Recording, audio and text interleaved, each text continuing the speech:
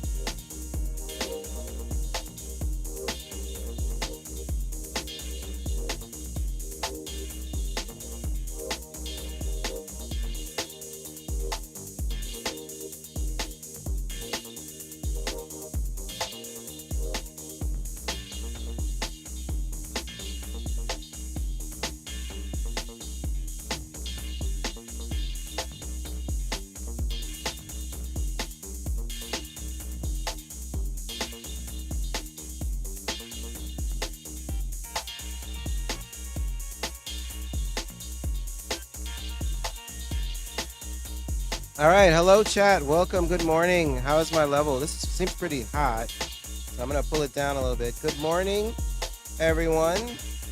If you can hear me in the chat, type cherry bomb, as in Guardians of the Galaxy cherry bomb. And if it sounds okay, I'm talking in my normal voice. I'm not trying to yell. And yeah, that's it. So if things sound good, give me a cherry bomb. Sound level good. Noise cancellation is fine. Beautiful. Beautiful. How about it? How about giving me a cherry bomb, though? How about doing what I asked you to do? God damn it, Mr. J. Crane. Mr. J. Crane, you need to get your butt down. Cherry bomb. You need to get your butt down here. Seriously. All right, we're going to get started.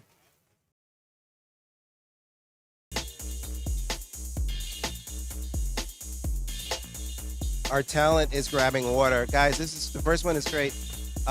Invaders, the invaders fight back. I saw this. I saw the Planning Intent 2026, you better. I saw this on YouTube. It popped up on YouTube as a trailer for a pinball machine. I swear I thought it was it is a real pinball machine, but I swear I thought it was like a new manufacturer. And I think it maybe, I'm not sure. But we're going to talk to Tadek. I said it right. We're going to switch over and talk to Tadek about his amazing game. Once again, we're here at Pinball Expo 2025, PinDevCon. My name is Manu. My partner in crime is Isaiah, who will be flipping on it, and we have Tadek. So let's come on over to. So you're going to be right here. You're going to be right here because this is where the people are going to be. You're going to be right here. There you go. because they want to see you, Tadek. How are you? Good morning. Yeah, hello. I'm very good. Yeah. So tell us a little bit about this now. I was telling Chat just before, I saw a trailer come up on YouTube Yeah. for this. It looked like a Stern trailer, and it caught me by surprise. Talk a little bit about your homebrew. My homebrew is a 5-year story. And we begin, like a lot of people in France or maybe in the world, with the COVID. Yeah, it's kind of where a lot of homebrew started, right? Because since I was child, I love pinball machine, like all the passionate people like here. So I was playing, I'm 58, I was playing since maybe 12 years old, in my little city in Bretagne, La France. And okay, time passed. I have a kid now, his name is Christian. Now he's 20 years, big boy. Oh, wow. He's big boy. He's not 20. You don't look a day over 30. What? Yeah, I'm just, Me? yeah. Kidding. I don't want to speak anymore. And but 5 years ago, he was 15 years. 15 years. And with him, I was looking the old TV show, The Invaders. It's very surprising because people here don't know them, don't know it. Not many, but some do, yeah. Yeah, some do, not many, all people. Can I tell him what to do? Can I tell him? Yeah.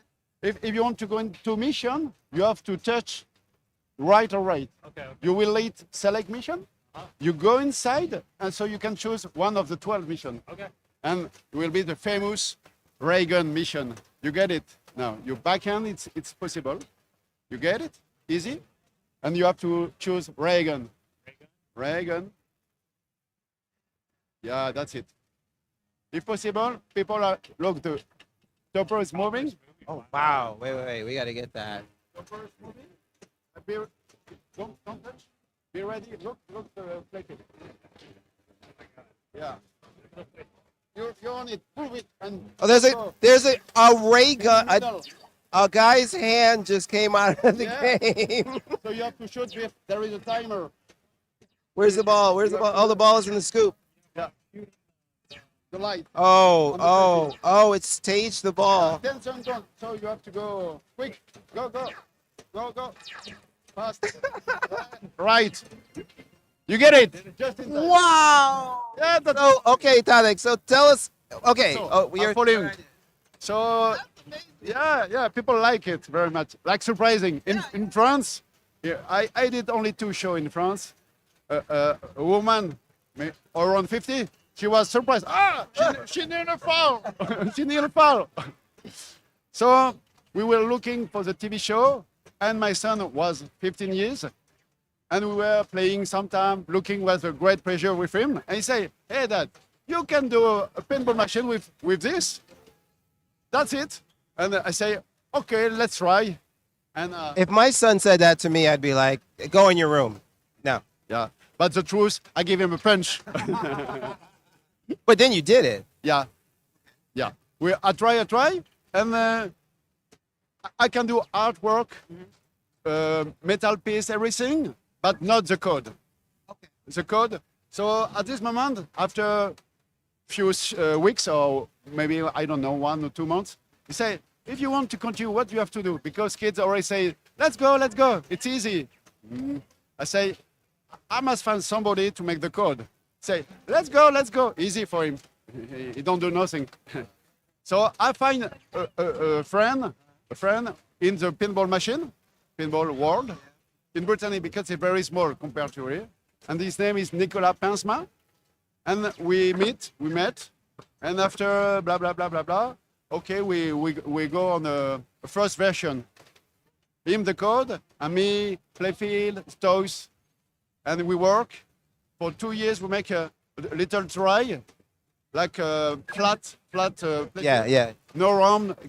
And with the beginning, we see it should be possible to do update version. And so three years after, I'm here. And this is this. What system is this? Is this running fast or is this running custom? Cobra pin. Cobra pin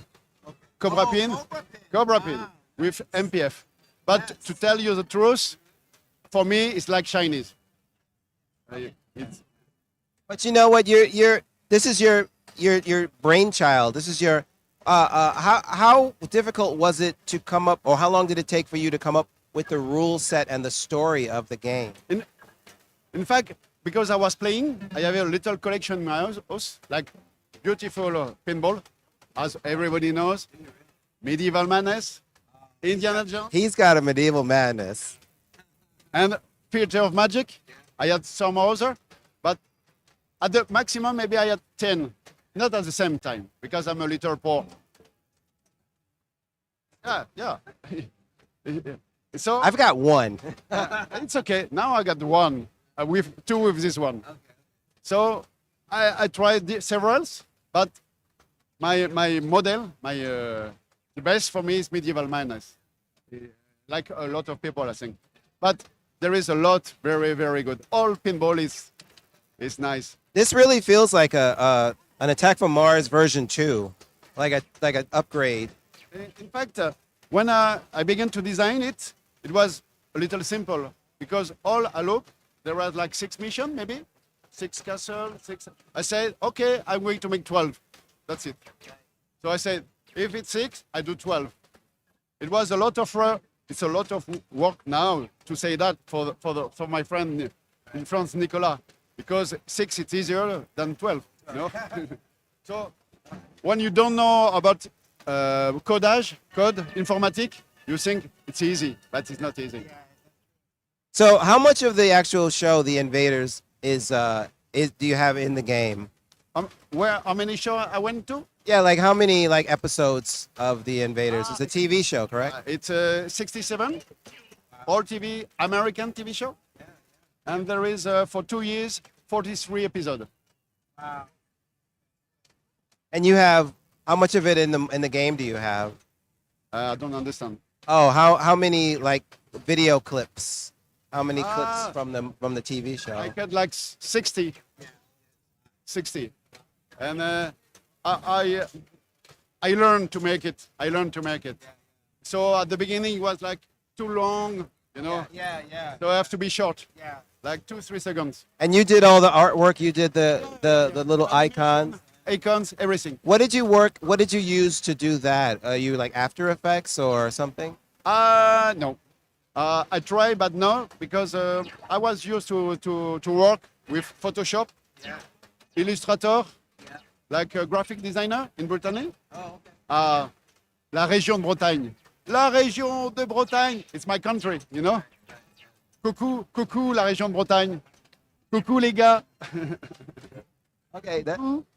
So what is your favorite? Maybe I can guess what your favorite thing in the game is. But what is The toys. Tell us about the toy. So you have the ray gun. The ray gun, the big topper.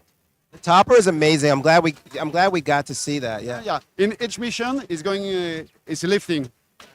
It's like big. Yeah. And the little one is moving right, left, going down, and take the ball up. So there is 3 big toys. Now on it, for brand new people who are just getting into homebrew, clearly your son said, "Dad, you can do this." Did you think you could and you just did it, or you Yeah, it was a have to pleasure. start? But I think you have to be skilled in some parts, to have some skills. So in my past, I work in the selling on the sea, but with machine, with tube, plastic, and I'm a shaper. I work to make surfboard, you know. So I used to work with my hand. I gotta tell you, this just looks like a finished game. It really just, it feels a little out of place here because it's so beautiful and it's so finished. Yeah. Typically you'll look at a homebrew and it's almost done. You have to go into red saucer. Red saucer. With this light, it's difficult to see. Red, white, red. If you hit the red saucer, letters going tack, and it's opening, and you're going to have a multi-ball. But after, at the same time, select mission is open, so you can go. X bonus at the top. There is a mission. There is a diverter. I don't know the name. Yep, that's it. Diverter? Yeah, I said diverter. So look, too late. Because when you make 4 save, it's a save. Yeah, ball save. Yeah, Ball save, left or right. But you have to be quick. This is absolutely beautiful. So it was a 5-year process. Yeah, exactly. And 2 to begin to train. And the 3 last for this one.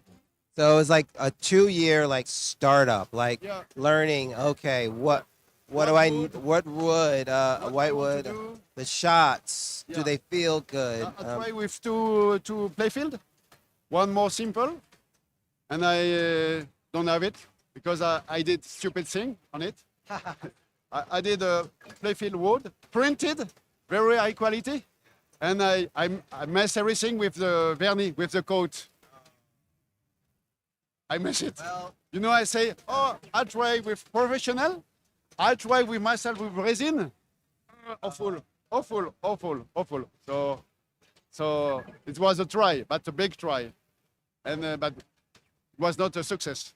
well, I got to tell you, Tadek, this is just beautiful. This is the Invaders. What do you have a plan for another game? Exactly. Yeah. I try, but you know, like every pinball homebrew, it's a secret. Yes. Yeah. You have to call me in a few months, and I'll tell you.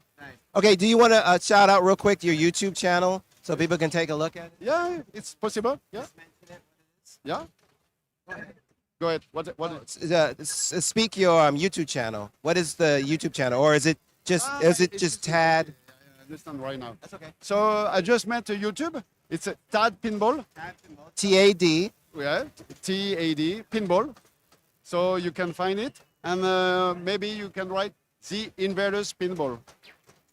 And the Invaders Pinball. You guys, the Invaders Pinball right here at the Homebrew section of Pinball Expo 2025. Thank you, Tadek. Thank you. This is a beautiful game. Yes, Really thank you very appreciate it. much. And thank you for bringing it over so we could stream it.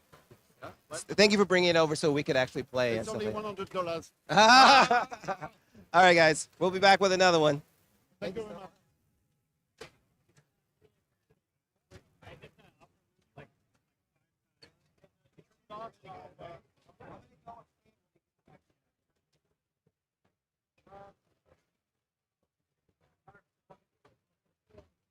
Oh, by the way, the fishbowl. We will have. We're gonna have Big Trouble in Little China next. So they're gonna bring that over next. Sorry. Okay. We'll be right back.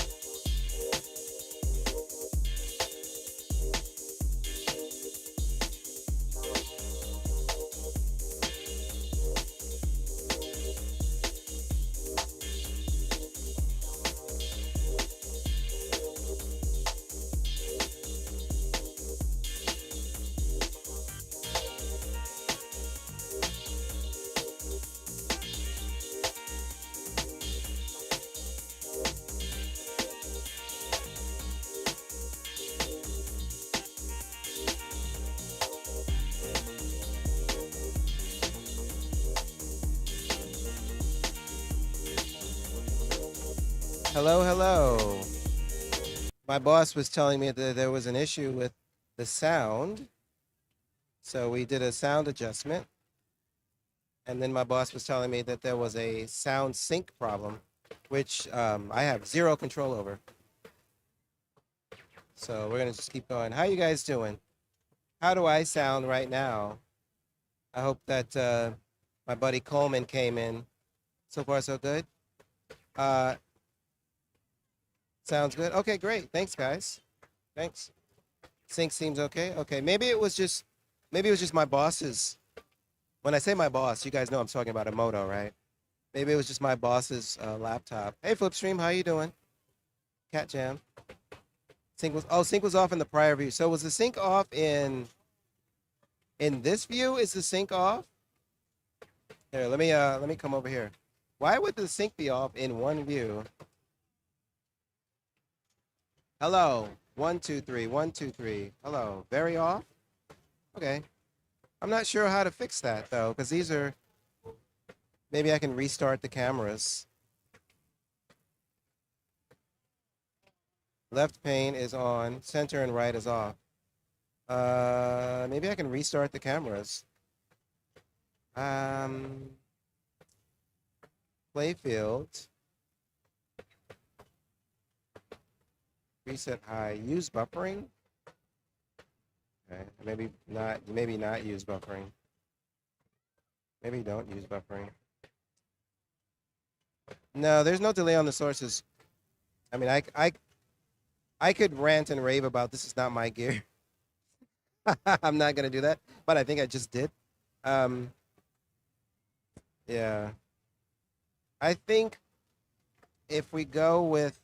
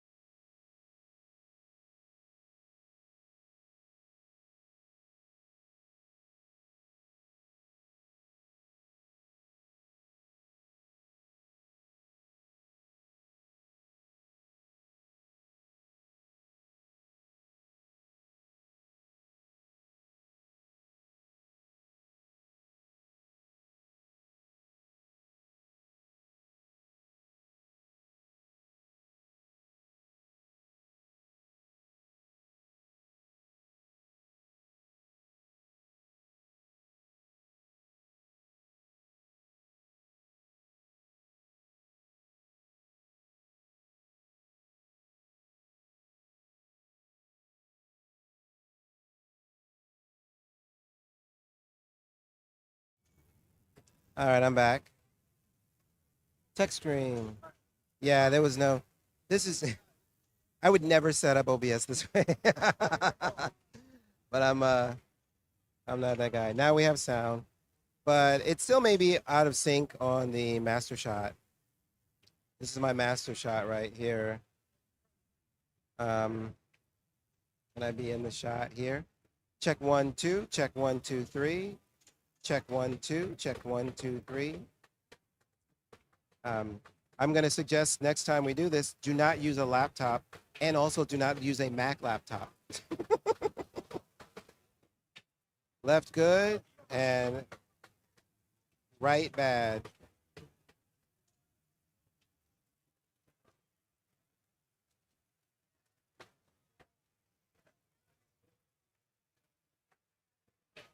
Check 1 2.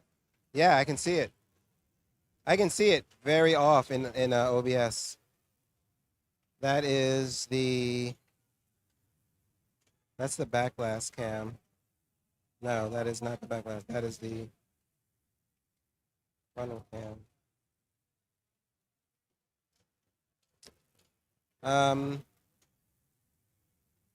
Hmm. Oh, it's using buffering. Why is it using buffering? Oh my God, is it better now? It was using buffering. Yeah, okay. Oh, this is like 6 years of streamer in me ready to just be angry. Oh my God, Flipstream! We've settled this 5 years ago, and oh my God! All right, let me look at the playfield cam also. It is not using buffering, so it should be okay. So this cam here, every cam is good now, right, guys? Every cam should be good. Buffering is very bad. Yes, that is true. All right, we got a new game coming in. Watch your toppers. Watch your topper. Watch your topper. There you go. All right, the fishbowl and yeah, Coleman. Watch your yeah your markers. Yeah, the fishbowl. We got your big trouble. We got your little China. We got your Kyle. Kyle is here, ready to rock. He's gonna set up. We're gonna give him some time to set up. I'm gonna switch back over to this shot here. We don't have any more sync issues, and the audio is terrific. We have a team here, you guys, a solid team. There's no I in team, but there is an M and an E, so I will say that much. And an Isaiah. I don't know what that means. Oh, there's an I in Isaiah. All right. By the way, you guys, I just want to say something. Coleman's here. Coleman won this. This Coleman right here, who did Adam, has won Pinball Expo Homebrew Contest Angelo Python Award Most Unique Design 2025. Wow. Now I need to research Angelo Python. Yeah, not familiar? No, can you tell me? Yes, he is he passed away unfortunately a while ago. He is a designer. He's an illustrator. So he did games like Taxi, if you like to play. He did games like Pinbot, Bride of Pinbot. I think he did Bride of Pinbot, not Pinbot. He did, what else did he do? The chat knows. So Python did a game called Zingy Bingy, which we don't talk about because it's basically naked people. Your boss should give you a bonus. Way to go, Coleman. All right. Yeah. So that is actually a prestigious. This is, yeah. Yeah, I couldn't be happier. Your name has been put with Python Angelo. So All right, thank you. interesting that they wrote Angelo Python. That's I'm backwards. gonna swing the Yep. the rig in position, and we've got an amazing game, multiple awards. I can't wait to see the stream on this.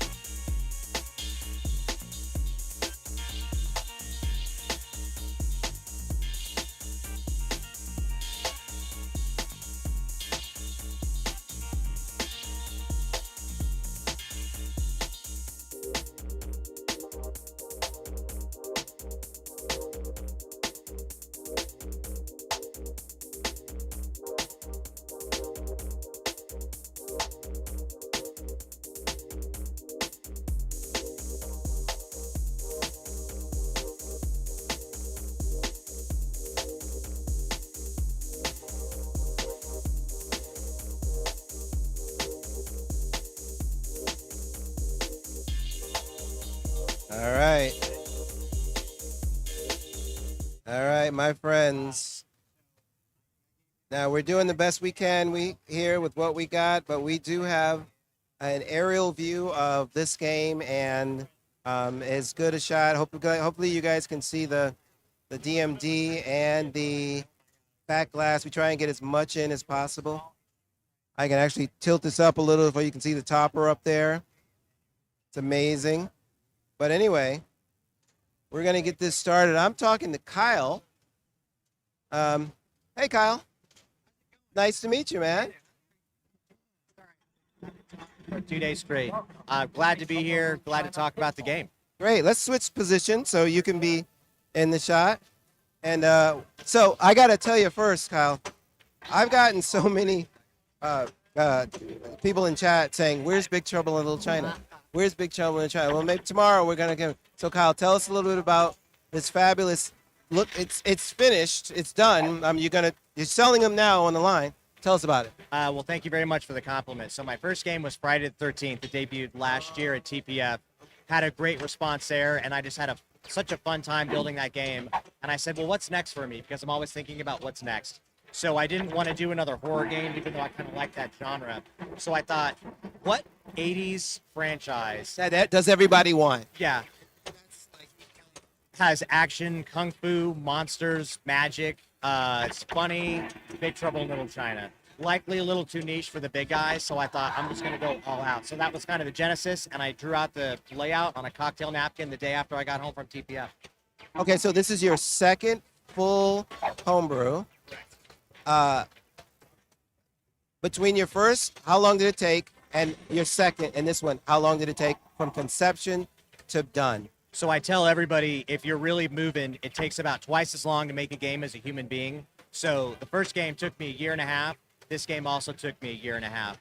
I had a lot more people collaborating on this game, art-wise, sound-wise. So I got Scott Denisi to do some custom tunes. Brian Allen did the playfield art. Randy Martinez did the art blades and the topper. And James Pax is on the topper. He played Lightning in the movie, and he does custom call-outs for the game.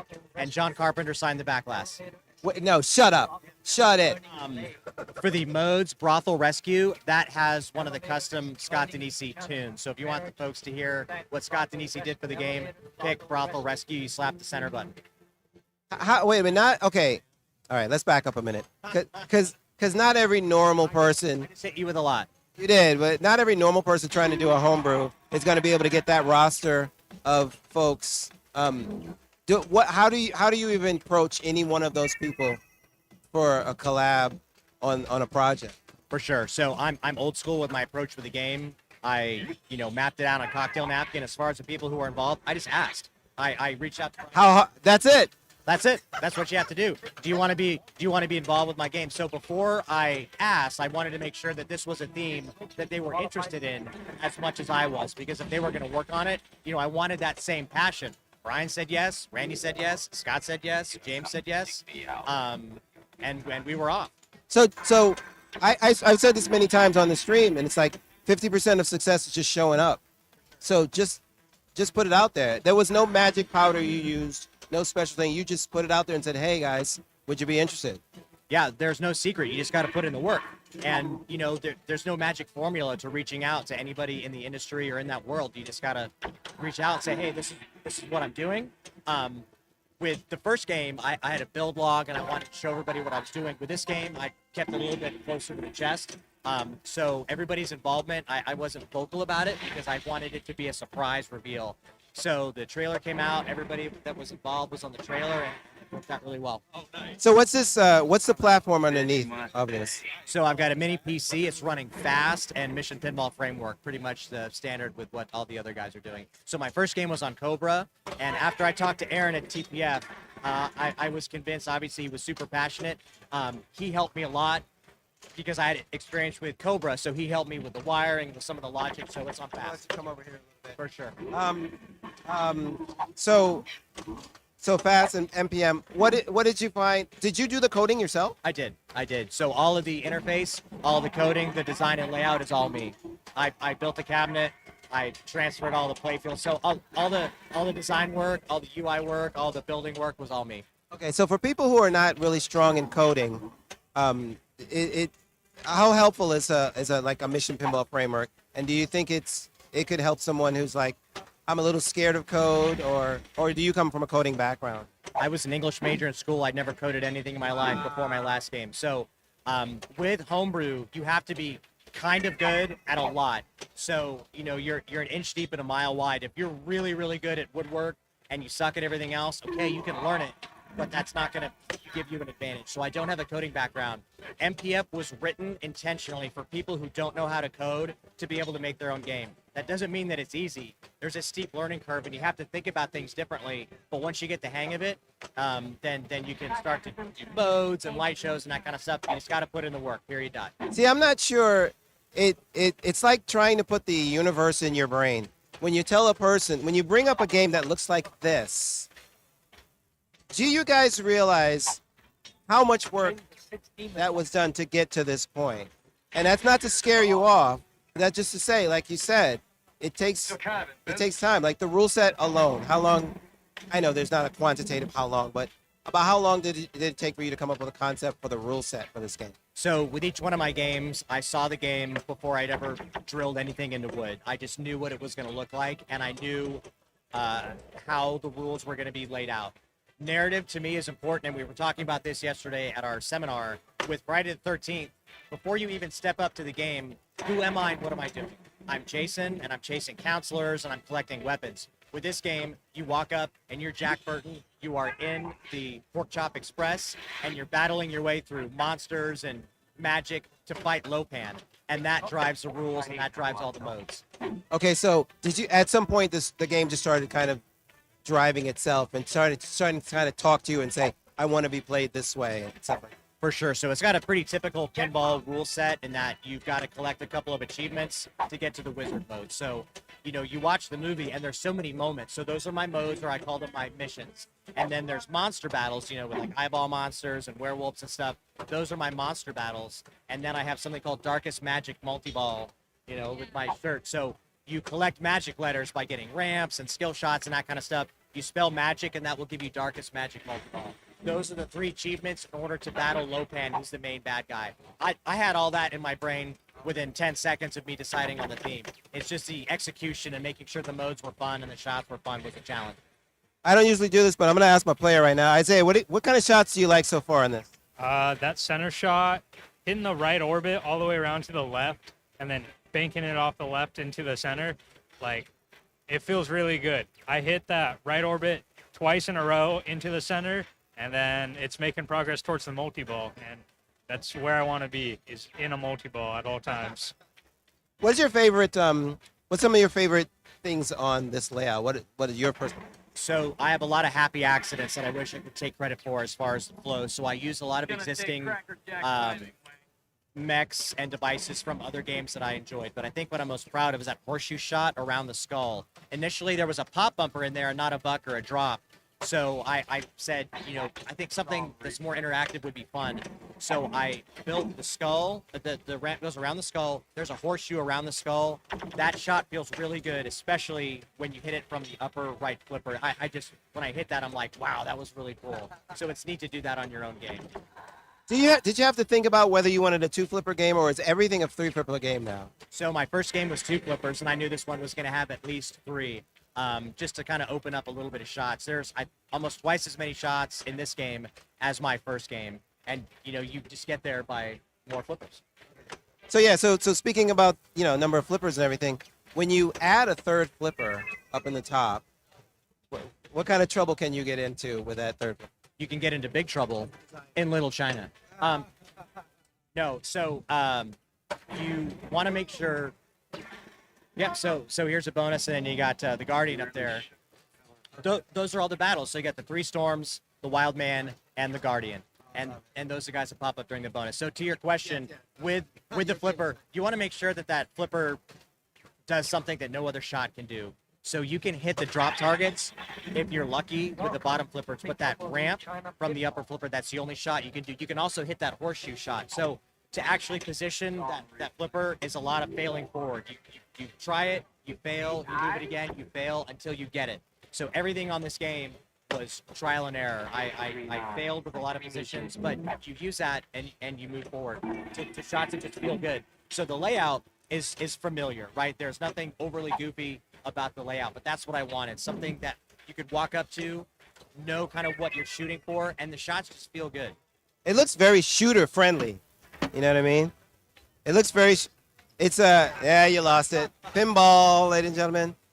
Yeah, it looks very shooter friendly. So what was something that gave you trouble in the game? There is nothing that's easy with Homebrew, and I'll tell you that probably one of the biggest maybe things that I wasn't expecting that I didn't have with my first game was sizing up the molds that I have in the game. So I had those every model in this game is custom for this game, so this is not off the shelf stuff. I had these commissioned, sizing them. So I've got about probably 40 different skulls of different colors in a bucket, trying to get the size just right and making sure that a ball would eject from the mouth. So the skull, I try to say the skull eats the ball. It took a lot of trial and error to get there. Same thing with everything else. With the Dragon of the Black Pool sign, that was a lot of engineering. And as I said, I'm not an engineer, I'm an English major. So I had to overcome a lot of obstacles, but it worked out. What did you map this out in? Did you use like a virtual program? Did you use SolidWorks? Did you use Fusion? What did you lay out your playfield in? A cocktail napkin. A cocktail napkin. Oh, so you just sketched it? Yeah. So you went from sketch to... Yes. So I go through 4 different playfields. So I have a sketch, and I put that on the thread after I revealed the game. I put some of my early sketches that Brian actually drew on top of.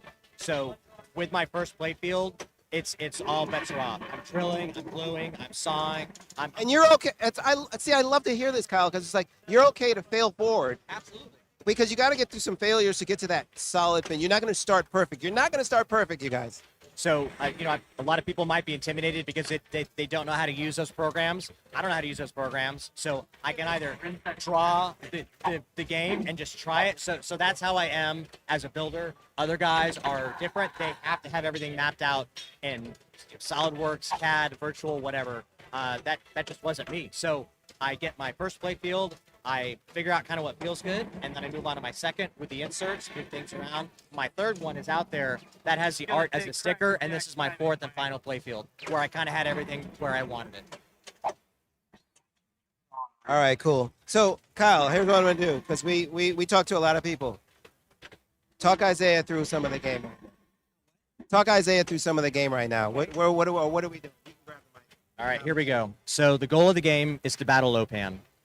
In order to battle Lopan, you got to do 3 things. Number 1 is you have to start all of your missions. To start a mission, you have to fill up the sorcery meter. So that's 3 shots. All of your shots that are blue, you shoot that fills your sorcery meter. So there's 5 possibilities. You got to hit 3. You unlock the mode at a ramp or the scoop. So if you hit a ramp when you've qualified a mode, you get that up post, or you just lock it in the scoop. The second thing you have to do is all the battles. Like we talked about, you battle the Wild Man, you battle the Guardian, and you battle the 3 Storms. To unlock the battle with the Wild Man, you hit the stand-ups and they're orange. To unlock the battle with the Storms, it's all drop targets. Everything is tracked up there, so those numbers, those are your battle numbers. You got to hit 5 captive balls to start the battle with the Guardian. You start all those battles, it unlocks your battle achievement. Finally, Darkest Magic. You got to spell magic. How do you spell magic? You get a magic letter with a skill shot, with Big Trouble multi-ball, with spinners, ramps, and orbits. Your bonus multiplier is the whirlpool around the skull. So you get all that stuff collected, and then that will multiply your bonus multiplier. There you go. And in between all that stuff, you've got 6 Demon Bag, which is switch hits. If you hit the shot, you get a reward. If you miss it, Lopan punishes you with reverse flippers. He'll turn your lights out. He'll take away points. The mysteries right up there, those are your inline drops. You get points, you get extra kickbacks and that kind of stuff. Every ball will give you 2 player control kickbacks and 2 automatic left kickbacks. Your mission is ready, so now what you have to do is hit a blue shot, and that will unlock the mission. I think, and there you go. That's all you have to do. The toughest shot in the game is the one you have to make. There you go. That's how you fight Lopan. We literally have people walking up to the booth going, "Can we play?" 6 modes total. Sorry, there are 6 modes total. Scott Denisi did some custom music. And if you take a look at the VCR, it'll tell you easy. I got 3 easy, 2 medium, and 1 hard. There's also some Easter eggs that nobody's picked up on the VHS tapes. Those are all John Carpenter movies, except for one. And then, of course, you've got the Big Trouble poster in the background. So what you do is you pick a mode. It'll set it up for you. This is a hard mode that's actually easy, so I need to tone this one down. So you're underwater in the elevator, and you got to rip the spinner to fill your oxygen meter, and it goes down pretty quick. So you can shoot either orbit. There you go, and that will increase your oxygen meter. This mode is a minute, and this is one of the harder modes, so I need to maybe have a little bit more oxygen with every shot. But I tried to make every mode different, and I use lights to differentiate all the modes. I love interacting, all the RGB lights, the GI, the inserts and stuff. There you go. What do you use to do your light shows? So I'd say about 25% of them are just me getting in there, and the other like beautiful wavy light shows are from something called Show Creator that one of the builders actually designed just for himself, but he shared it with us, which is great. So I wanted this game more than Friday the 13th to feel alive. Lots of light shows, lots of action on the base screen. So almost everything on the base screen is moving, and you always have some kind of graphic telling the player what to do. So he's on 6 demon bag. He got 150 shots. He's got to hit the left ramp, and he didn't do it. And Lopan is going to punish him with he took away 1,000,000 points. Oh, okay. So you have a wait a minute. You have a negative points mechanic. I do. If you miss that shot, You're mean. Lopan punishes you. Well, if he's really mean, he takes away your lights, or he'll give you reverse flippers, and you got to deal with that for about 30 seconds. So this game is a battle. You are battling monsters, you're battling demons, and ultimately you're fighting your way towards Lopan. Man, I tell you, Kyle, this just is ridiculous, man. We could put this in Free Goal Watch, and people just put quarters and quarters and quarters. So he just got the 60-second ball save with the mystery. It's going to drop that drop. There you go. I love inline drops, and I wanted inline drops. And I love kickbacks, too. So Friday the 13th had a kickback at the top. My kickbacks are at the bottom with this game. Yeah, this is a moving kind. It's kind of like, what's that game that I remember? So that's from Medusa. That's one of my favorite games, and you control that kickback on Medusa with the right flipper button. With this game, I wanted to do it in the center because it's more traditional, but your timing has to be spot on. Yeah, Medusa was. Once, the center shot. I've only successfully did it once. The kickback. So this is the you can get this multi-ball once per ball. This is kind of the gimme 2-ball multi-ball, and I typically will try to stack this with a mode. You can stack this with every mode, and you can see on the base screen he does not have a mode active, so now you're just hitting jackpots. Well, we're getting called for time right now, Kyle. This is.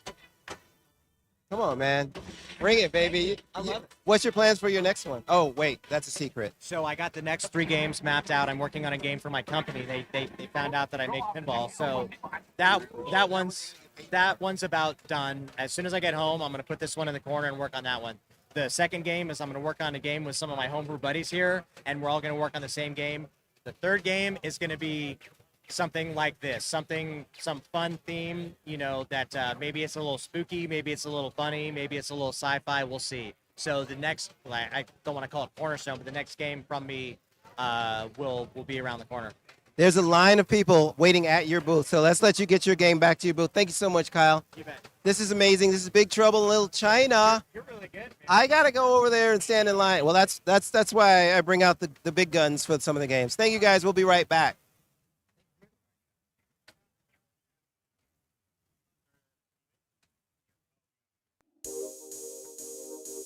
Wow. Guys, we're just getting started. We're going to keep going. We'll be right back.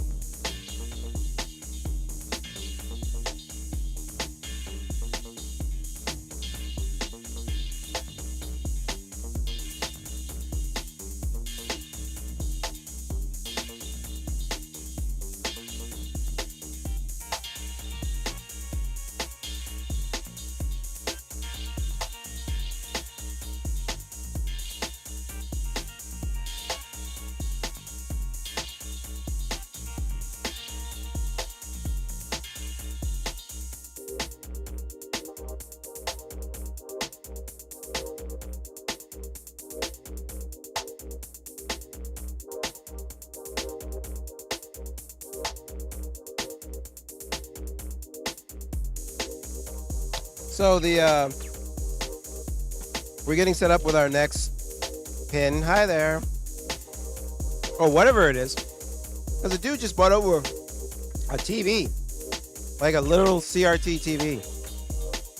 So I'm excited to see what this is going to be. We actually have one of those pin stubbies over there. Those VR setups where it's just the front of the game. And then a VR headset. And they're playing pinball. I actually want to try that. I want to see what it's... I mean, I have it at home. But I want to try it. But I hope you guys are doing good. Marco giving away door prizes. Are they giving away door prizes? And actually, somebody yesterday asked if Marco has a kit. Yeah, they have a homebrew loot kit that they're actually just selling. It's a box of stuff. All right, I got to set up, help set up.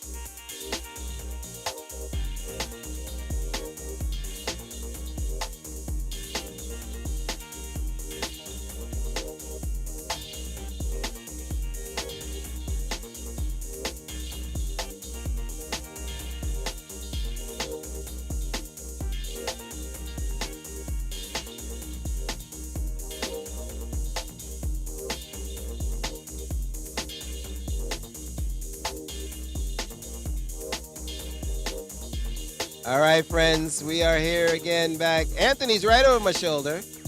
And let's take a look at Anthony's amazing stuff. Well, okay, let's see how this works. Let's see how this works. Okay. The screen, it's hard to see the screen because the exposure on the camera is really, really high. Man, I wish I don't have a control for the exposure on these cameras. But is there a way to bring the brightness down? Oh, do you have a brightness knob? Let's see. Where is it? Where is it? Anthony was nice enough to bring over BMO video adjust. There you go. Oh yeah, brightness. Let's bring that puppy down, and then we'll remember is go go go go go go go go go go. Oh, it didn't do much. Go. Okay, let's go. Let's go picture. Yeah, let's go picture. I think it's like black level. Yes. Yes. Go go. You need more? Okay, you guys can kind of see it. So this is a very unique table, and okay, it's more seeable. Yes. Okay. Great. Great. Great. So Anthony, wow, you're tall. Okay. Anthony's a tall glass of water. We're gonna talk to him about his game, BMO. And let me get on this side of you. Is Isaiah, you gonna flip it or? Absolutely. Yeah. So let's have you stand. Come on over, sir. The cameras are over there. Yeah. Sorry, we're filming right now. So Anthony, tell us about. So your first game was what? Mass Effect. Mass Effect, and you had that here at the show, and you also have it here now. Yes. Okay. So first of all, let's talk about that for a second. How was that? That was your first game. That was my first game. It was originally inspired by Game of Thrones. So I was going to do a Game of Thrones retheme. So it started with the Game of Thrones layout and the ramps and everything like that. And then I met the guys at Fast Pinball who talked about their kit for building from scratch homebrew machines. And I was like, why destroy a perfectly good Game of Thrones when I can build it from scratch, make some modifications to the layout, get rid of some of the shots I didn't like. And, it was a multi-year project, but that was, got me into pinball, got me into like the craft of designing games, designing rules. One of the nice things about doing a pinball off of a video game, one, you have assets. You've got all of the voice clips, you've got all the music, you've got all the artwork there, so it's very easy to stitch together a game. And also, the game, like video games and pinball games, they both have modes, they both have objectives. And what are you doing in a video game? You're either going to a place, you're shooting a thing, or you're hitting a button. So those game sort of mechanics translate into pinball very well. So I felt like Mass Effect was a great candidate for something where you could feel like you're playing the game in the pinball form. So you cut your teeth on Mass Effect a little bit. You said it was a couple of years to do that? Yeah, I started that in about 2017, and I finished it in 2020. Okay, it was a classic layout. It was a classic pin. Looked like a pinball machine. What is going on here now? So this was inspired by Tanner's House of Flesh and Blood. We saw that yesterday, you guys. Yeah, and so we saw that at the show in Seattle last year. And Mass Effect, I love Mass Effect. It's a great machine, but it's very big. It's very heavy. It takes two people to move it. It takes a car to move it. And we saw Flesh and Blood, and like that's small. It's portable. Like you can put the legs on yourself. It can fit in the back of my car. And my girlfriend really wanted a BMO game. And what is BMO? I'm sorry, chat. I'm sorry, Isaiah. So BMO is a character in the Adventure Time cartoon, not the main character, sort of a side character who has quirky personality, very cute, very funny, and so rather than doing like a full Adventure Time game, which would have all of the lore and all these characters and all this stuff, BMO making a game dedicated just to this side character who has quirky little personality. The game is just fun. It's just comedy. It's silly. It's goofy. And that plays in with the small layout where it's not a traditional game. It's not, 3 balls, going for a high score, getting the wizard mode and the multi-ball. This is a timed game rather than a 3-ball game. The rules are very much like Crazy Taxi, where you have a timer counting down, and if you complete modes fast enough, you get bonus time, and then you can just keep playing as long as the timer is up. And when the time runs out, it's over. Little safecrackerish, huh? Yeah. And one of the inspirations there is, when you're playing with people of different skill levels, like pinball scoring is exponential. as you get farther in the game, you get bigger and bigger scores. So if somebody's like a little bit better, they're going to end up with a score that's literally 100 times higher than everybody else's score. And that's just really discouraging. So the scoring in this game is the opposite. The farther you get in the game, the harder it is to earn points and the less time you get to earn them. So even if you have a player who's better, their score is not going to be that much bigger. They'll still win, but it's not going to be so defeating for everybody else. So changing the paradigm of like, what is the rule set of a flipping machine?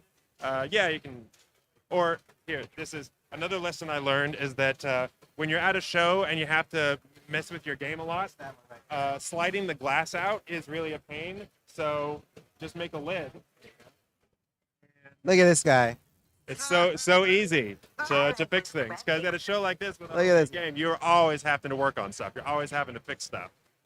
So you said you kind of did this because it's smaller and like you can make a full-size game. Yeah, and that's sort of the idea of demonstration before deformation. Like demonstrate you can build a proper machine with all the normal rules and all the normal stuff, and then say, okay, now that I've done that, what's different? What's more fun? And yeah, the goal of this one was something that I could assemble myself, transport myself in a hatchback, and that would be fun for people even if they're not good at pinball, because they don't have to worry about like draining the ball or lighting that next mode or something. This game, basically, almost any shot will advance somehow, and you have unlimited balls. Like when the ball drains, you get a new one before you even realize that it's drained. So it's all about just having fun. The TV's there to show the clips for people who like the show, and it's just a cute little game. What's interesting is that it's not as if all the stuff is the same. All the mechs are the same. The programming is the same. All that stuff is the same. It's just smaller form factor. Why does it feel to me like I could start with something like this, and even though it's like the flippers are the same, I got to make a rule set, whatever. Why does this feel to me more comfortable to start with as a homebrewer? Well, that is a trap. That is a trap. Because one of the things I learned with this is that the advantage of doing a traditional machine is that problems are solved. Like the dimensions and spacing of the flippers, how the trough goes in, like where the bumpers go and where the flippers go. Like this one, the trough is along the side and shooting up because you need that space. And I was like, okay, that's great. It was only after I had built all that I realized that the cabinet rails that support the playfield go along the edges, and that's exactly where the trough is. So I had to resolve like how to mount the playfield in the cabinet because the trough is there and getting the ball down. So there's a lot of like and once you said that, I realized, yeah. There's a lot of geometry. There's a lot of other challenges to solve. But one of the things that makes this different, like Mass Effect was all by hand. I didn't have a 3D printer. I didn't have a CNC machine. It was just, hand tools in my apartment. But now I have all those things. So this is very approachable because you can see all of the ramps, all of the ball guides, everything is 3D printed. So I can put together a layout and sort of say, oh, this shot's a little tight, or this ramp needs to curve a little bit more. Pop up a 3D printer, and in 2 hours I've got a new ramp. With Mass Effect, I didn't have to solve any geometry because I was using Game of Thrones geometry. So I think that's one of the biggest challenges for people who are building games from scratch and building their own playfield is it's so much work to get the playfield populated. And if you do that and then realize that this shot doesn't work, it's so much more work to take it all down and redo it. So something that's small like this, it's a lot easier to iterate on, and you have some ideas. Also, you can only have so many shots. So it is a lot more approachable as far as designing the game. Just the technical challenge of getting it all hooked up is a little tougher. So this is fast and NPM Yes. with parts from Marco. Yes. Always. So let's talk Isaiah a little bit through the game. We're going to start doing a little bit more. We talked a lot about how to build and all that stuff, but let's have some of the designers talk Isaiah through the game. So here. All right. So, fortunately, the rules are very simple. There are 10 adventures total, and when you start the game, it picks 5 at random. And when you're not in a mode, 5 shots will be lit, and you hit any of them to start the next mode of that adventure. And the mode can be a single shot, it can be a group of shots, or it can be a sequence of shots. And you complete those to earn points. Well, I guess the scoring is automatic. Whenever you're in a mode, the score counts per second. So you're always going to get points for that. If you complete all the shots ahead of time, you get a little bit of a bonus score. And when you start a mode, it gives you a little bit of a time boost based on how many shots are in the mode and how difficult those shots are. So it's fair. It's not like, I was worried that I was going to accidentally make a mode that had too much time or not enough time. So I decided to make it programmatic, where it looks at the shots, it looks at the difficulty of those shots, and then calculates how much time you should get. And as you get farther in the game, that amount of time will get less and less. So you'll be really working on a hair's width of time to get those shots done. And that's really it. There's no additional scoring. The only way to get points is to be in a mode, and it's the same amount of points for everybody. There's no multipliers. There's no bonus. So it's trying to sort of keep the rubber band on the scores close together, so it is more competitive, even if you're not that good at the game. This feels like the Mario Party of pinball. Yeah, that's the idea. Is it should be a fun party game. Anybody can pick up. It's not a huge commitment. You're not going to have somebody rolling for 10 minutes or 20 minutes because they're really good. Because like I said, the farther you get in the game, the less time you get for each mode that starts. So, you will eventually become impossible to finish. You know what I'm loving right now? I can see the leaf switches. I love that I can see the leaf switches. I love that I can see. Are you going to keep it bare wood, or are you going to go into artwork? There is going to be artwork, but one of the ideas with this is the clean aesthetic. So with all the 3D printed parts, you don't have metal, you don't have all that stuff, and then all of the switches are proximity switches, so there's no rollovers. There's some optos as well. So trying to keep it nice and clean, and then putting art on there. The next version will also have an underplay field, so that. Wait, under what? Under, you have a screen there. Yeah, so the screen is going to turn transparent to reveal an underplay field, which will be the hall of egress, sort of a maze that you try to navigate through. Okay, this comes up a little bit. How are you doing the transparency? I haven't tried it in a cabinet yet, so it's still proof of concept at this point. But with you can get backless LCD screens that you have to backlight yourself, and then the privacy glass where you run electricity through it, and it's opaque, clear it out, and it becomes transparent. So it's not 100% transparent between the two of those, but my hope is that by making the cabinet light tight and then just illuminating it from below, enough will come through. But also the hall of egress is supposed to be very dark. It's supposed to be sort of a, Finn actually goes through it blind. So I think that'll be an appropriate way to sort of have that type of adventure, and also, double the available playfield space. Yeah, the reason I asked is because I've heard a few homebrewers, including a project that I'm working on, talk about the usage of that screen. I don't think I've seen it in a commercial pinball machine, but so you're pioneers right now. I hope it works. I've proofed it out, but I haven't tried it in a machine yet, so that'll be next. But one of the other games, Akira, they're using a two-way mirror. So there's a mirror in the playfield that's just reflecting, and then it drops down, and the transition, the effect is so beautiful. You think you know what the game is, and then all of a sudden there's this other aspect. So that's why I don't want it to just be a regular underplay field. I want it to be a surprise that you get to. We got a couple more minutes. Can you just talk a little bit about your creation of the Mission Pinball framework and your involvement in that?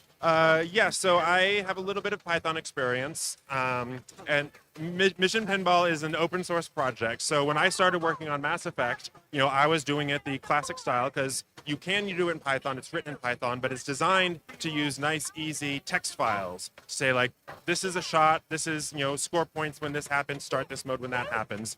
But you can use the Python to do a little bit more complex stuff. So as Mass Effect was getting closer to the end game, I was getting much more sophisticated modes. I was programming this massive, it's called the Suicide Mission at the end of Mass Effect, and it has so much complexity that I started, writing some custom Python code there, and then also seeing things that MPF wasn't really set up to do. So I was like, well, it's an open source project. I know Python. I can make some improvements to MPF. I can sort of, take that on. And as time went on, I got more involved with Jan, who was the maintainer at the time, and helping him out. And he had a kid. He'd been working on it for a long time. So eventually, he just sort of transitioned out of pinball, and I took up the reins. So I've been maintaining it for the last couple of years.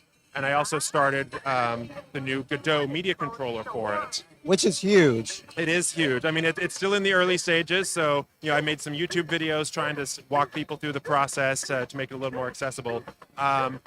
But it is a game changer as far as what you can do with the graphics and the displays, getting video, getting integrations. And I mean, the old media controller for MPF was basically, PowerPoint.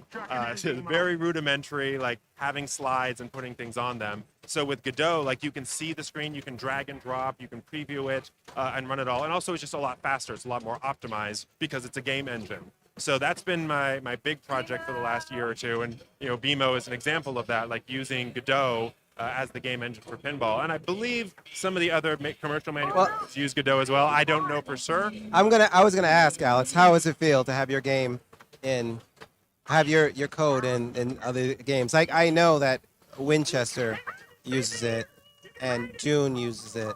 Yeah, I was keeping track of the project before June when they were doing Labyrinth. There was some discussion about using Godot, possibly using MPF. But MPF, for a commercial project, sometimes you want to have that more efficiency of like a tight programmed language.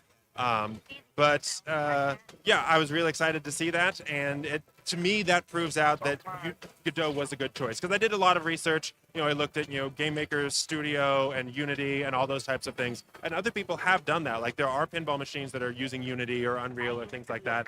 But I felt like the learning curve of those is so steep. I didn't want to make that sort of an unofficial undertaking. Like, if you know how to do Unity, you don't need a media controller. Like, you can take care of it yourself. So, trying to make it more accessible. But the biggest thing with Godot is just being able to see your screen, put the things on it where you want them, and know that's what it's going to look like. So cool. So Anthony works with Fast Pinball, right? Or you help with? I help with them. I mean, Aaron lives close to me, so I go down to him when I need parts. And he sort of walks me through, like, this is what this board does. Dave and Eli help me wire it up. And on the flip side, if they're coming up with something new, like, we just got this new shaker motor board, we're going to send you a couple so you can, get them integrated into MPF. Because they're very supportive of MPF. Like, they make sure that all of their stuff works with it. And in fact, last year when they had or maybe 2 years ago, they completely rebuilt their platform. They hired the original creator of MPF to come in and rewrite all of the past platform code to make it work. So they're highly invested in making sure that MPF works, that all of their stuff works with MPF. And if I have any problems with the board or something, they're just a phone call away. Be like, hey, I'm trying to get this to work, and they're super supportive. And when other people are looking for features or something, Fast will implement a new firmware update to give them this new feature, and then I can put it up into MPF. So it's a symbiotic partnership. So Anthony's a very smart guy, you guys.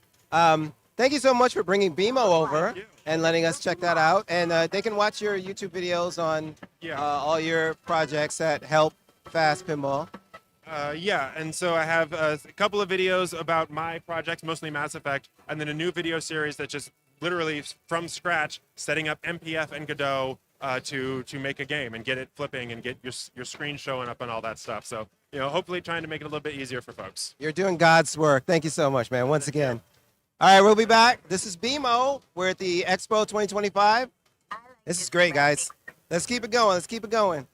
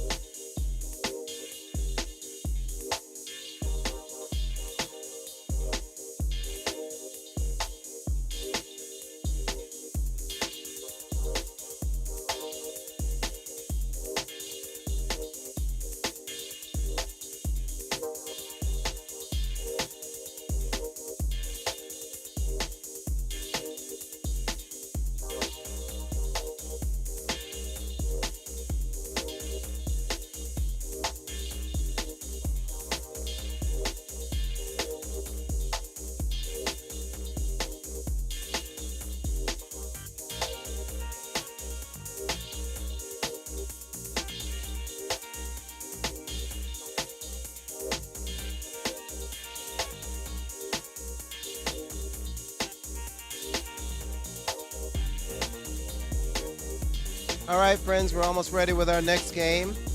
Legend of Zelda? Legends of Zelda. We're almost ready with our next game. I guess it's booting up.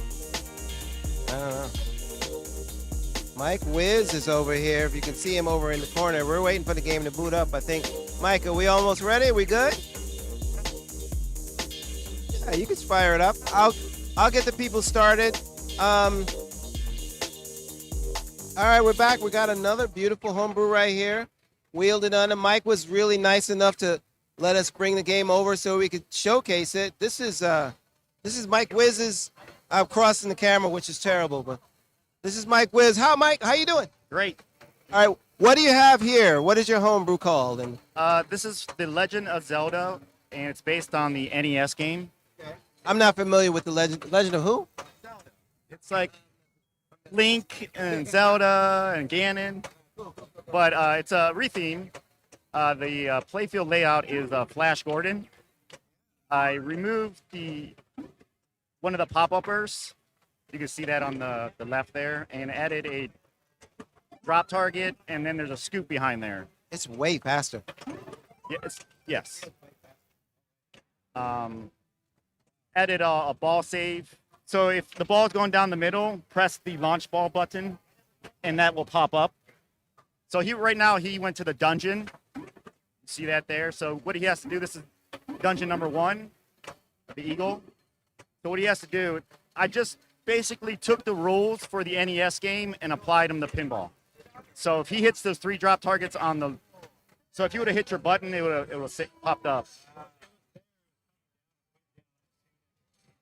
So you can either continue in the dungeon or go back to the overworld. So he's going to continue in the dungeon. So now you have your skill shot, and you can select your skill shot at the top there. And if you hit that one, you get points. But if you hit any other skill shot, you still collect it. So there's the shield, red potion. So you just collected the red potion. So now you have 2 outlane ball saves. So Mike, let's talk a little bit about your development of this game. So this is under what is it? What number game is this? Is this your first game? This is my second game. Second Three game. games that I've made. Okay, what was the first game? It was a firepower retheme, and I called it Robotech New Generation. I did that one about maybe 10 or 11 years ago. Yeah. So that precedes all of this fast pinball stuff. Like, how'd you get that one built? Pardon me? I just went for it. I mean, I just said, oh, I think I can make a pinball machine, and I just started making it. Did you write the code yourself? And Yeah, it's MPF, Mission Pinball Framework. okay. Yep. Everything I do is the Mission Pinball Framework. Yeah. And this also is a MPF and fast. This one's running the Fast Nano, because I've been working on it maybe 5 or 6 years, and they didn't have the Neuron at that time. And there was only like the P-Rock and the Fast systems at that point. Yeah. So do you find it? Did you find it beneficial to use a playfield and concentrate on the rules, or did you really love the Flash Gordon? I really like the Flash Gordon layout, and so you see there's no art on it yet, so I'm more been concentrating on the rules. The rules, yeah. It sounds like you have a pretty deep rule set right now. I have 3 levels complete, and hopefully someday I'll have all 9 dungeons done, but we'll see. So this is based on the playfield, though, or is it an actual Flash Gordon playfield? Yeah, it is an actual but it was, I did not, somebody, so the backstory is, there used to be a pinball show in Ohio called the Ohio Pinball Show, and one day I was there, I was looking through a bunch of junk, I saw a box full of wires and mechs, and on the box it said Flash Gordon, but there was no playfield, so someone, maybe the playfield was trashed or something, and the guy was just selling all the parts. You know, the drop targets, all the wiring and stuff. It was like $20. He said, make me a deal. I said, $20. And he said, okay. I took it. And then I made a post on Pinside asking if somebody had a Flash Gordon playfield laying around. And somebody answered my post and said, yeah, I got one. Give me your address. He just sent me the playfield. And so I replaced all the inserts and rewired everything, and this is it. Dude, that's the first time I heard that story. That's amazing. Because that would also give you outlane ball saves if you don't have any potion. So you literally resurrected a dead and gone game and actually made a new game. That yeah, you're a hero, man. You're a hero. Not like there was a flash scoring machine that yes. I had to build it. I feel like more people should try this. Yes. I mean, try this, but to try seeing what they can make out of what they got. So, what are your plans for this moving forward? Are you doing artwork and stuff? Or what stage is it? Like, what percentage of done is this? So I got 3 dungeons done, so I'd say it's about like 30% done. Yeah, my next goal is to get art on it, and I think it's going to be just like an 8-bit overworld map kind of feel to it, and then I get a backglass. I could see this. This is such a good start. I could see this being a completely full like Zelda experience. What? I tried to make it play exactly like the game, but just with some pinball rules added. So you've clearly played the NES and you know all about the first one. Why'd you pick the first one? It's one of the greatest games of all time. Yeah. I was about 14 or 15 at the time when it came out, so it was like right in that sweet spot, and it blew my mind. First open world. Well, it wasn't the very first open world game, but it was one of the first. Yeah, it's one that put them on the map. I mean, it really changed the landscape for video games. How do you feel about using a video game license to create your rule set as opposed to like say a movie or something like that? It needed to be done because there was a few pinball machines that are based on video games, but nothing really recently. There's not a lot of crossover, and I think there's a lot of potential. Why is that? It seems like you can make the game based on a video game so much easier than a movie. Well, the good thing about Zelda or any video game, a lot of that stuff is already on. There's sound effects on the internet you can just download. There's art, you can clip that and make art. But with movies, you have assets too. You can just like clip the movies and put that on the screen. So, what are some of your mechanics that you really like in this game? Like, what are some of the things that like you're like, let's go? That you could teach Isaiah. Well, I do like people like drop targets, so there's a lot of drop targets in that game, so that's nice. I mean, like something in the rule set. Like, okay, talk us through what the play. So you are Link in this, right? Mm-hmm. Yep. So basically, you can grab the mic if you want. Basically, what you want to do is hit any flashing lights that are blinking, and once you kill an enemy, you'll see your green top lights light up. So right now you killed 1 enemy. Once you kill 10 enemies, you'll get 2x playfield. And then you kill another 10 enemies, you'll have 3x playfield. And those lights will light down here at the bottom. There's 4 lights there, so it'll get 2x, 3x, 4x, 5x. And once you kill an enemy, just like in the game, the enemy will either drop a heart, drop a heart, 1 ruby or 5 rubies, or sometimes bombs. And so right now, on the left spinner, you just collected a heart. Once you get 10 hearts, you'll get an extra ball. So the more enemies you kill, it's better for you in the long run, points-wise. If you just want to speed run and go right through the dungeons, you can do that too. You don't have to like roam around and hit targets and hit lights and everything like that. I don't think you're in the dungeon. You're still in the overworld right now. Okay. Yeah, I had the. So once you go in the dungeons, the GI will turn the color of the dungeon in the game. It's it's very bright here, but you'll be able to see it. So you're still in your skill shot mode. So you hit the drop target. That was a random skill shot, and it gave you the bombs. So now he's going into the dungeon. Let me ask you something. So all the assets so you had to do all that yourself. How do you go about collecting those screens and adding them to the game? What's your process? So I just downloaded a map for the dungeon. You can went on the internet, download the map for the dungeon, and then you kind of make it scroll in MPF, so you can make it move. Yes, it's like an animation widget. That must be a lot of work.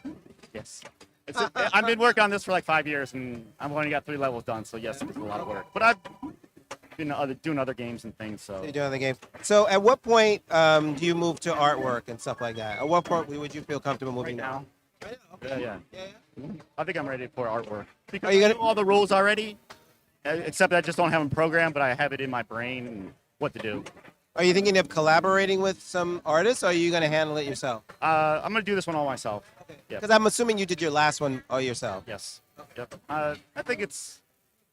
I don't want to brag, but it's more street cred if you do everything yourself. Okay.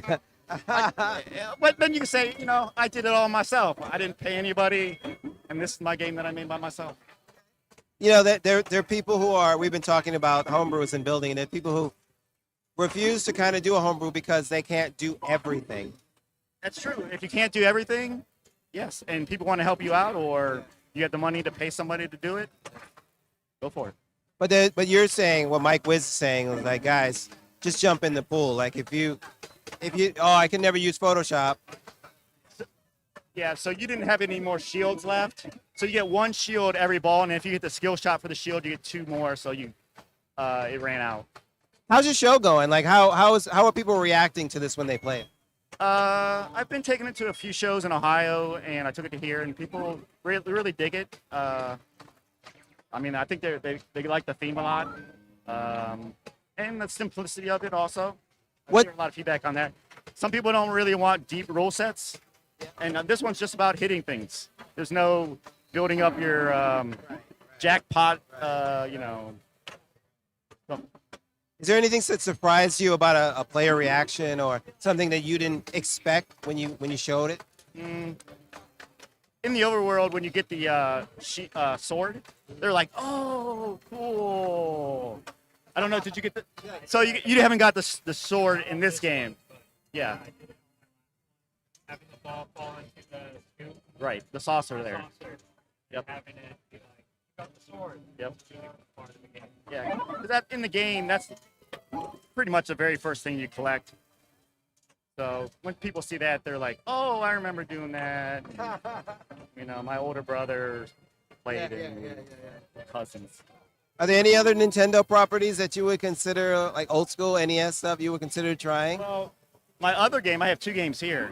My other game is Contra themed.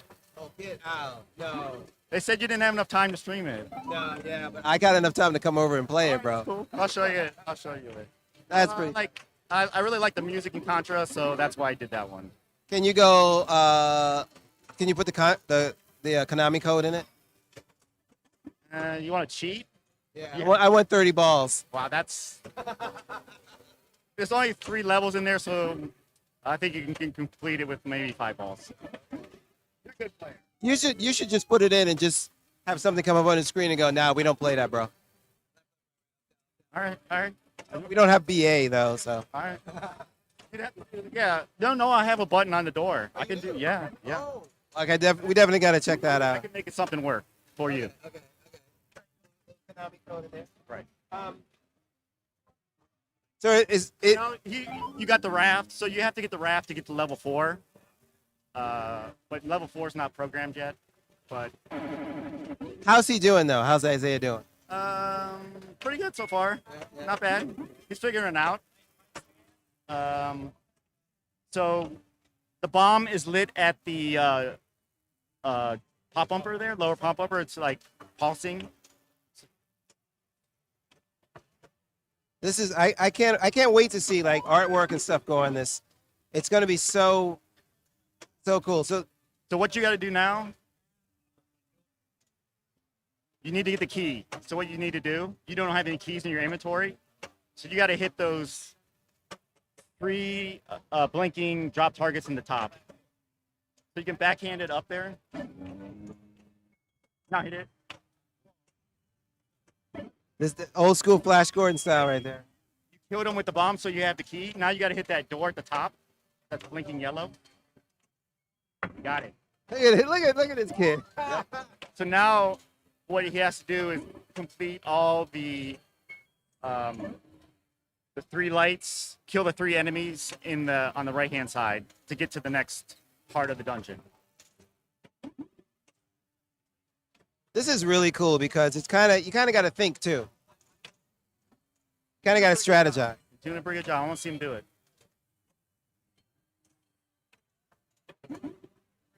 You have 6 shields, so if you see the ball going towards the out lane or down the middle, press the button. He's hoarding shields. Yep. So these take 2 hits to kill these enemies. So you have to hit each target twice and 2 drop targets. He has collected the compass and the map is flashing right now. So every time he kills an enemy and it drop a heart, it'll double the hearts. So it's a 2x heart drop. Do you feel like Stern's Dungeons and Dragons ripped you off? No, it's a good game. I like it. I think it's pretty cool. It's got 1 more enemy to go. He can do it. Nice. Now you got to hit the scoop to go to the next part of the dungeon. Oh, no. But you can continue and get into it. Well, I think we're gonna wrap up a little bit, but Mike, what else are you gonna be working on, and just in general, how you feel about the show and stuff? I think I have one more One more in you? one more homebrew in me, and it's going to be an original layout. I want to try that. Are you at all interested in actually working in the pinball industry? Because I've never asked that to any of the homebrewers. Or is it just a passion project that you would love to keep as just a hobby and chill?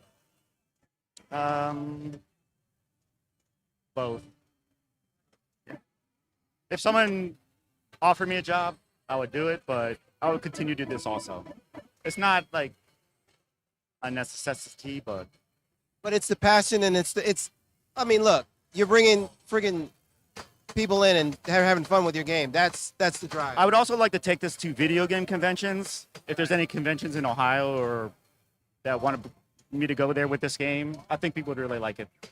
They would eat that up. A buddy of mine has a Dungeons and Dragons, and he put it in a shop that's all D&D, where they play D&D and stuff like that. He says he makes a killing. If we could find any kind of Nintendo fanboy place, put this sucker in there. It's Once gonna I do get it. the art done. Once I get the art done. Mike, thank you so much for bringing Zelda, the Legend of Zelda. Let me not mess the title up, because this guy got mad at me because I didn't know what BMO was. But I think I know what Legend of Zelda is. Thank you so much for bringing your amazing homebrew over. This is Pinball Expo 2025. We'll be right back with some more great tables.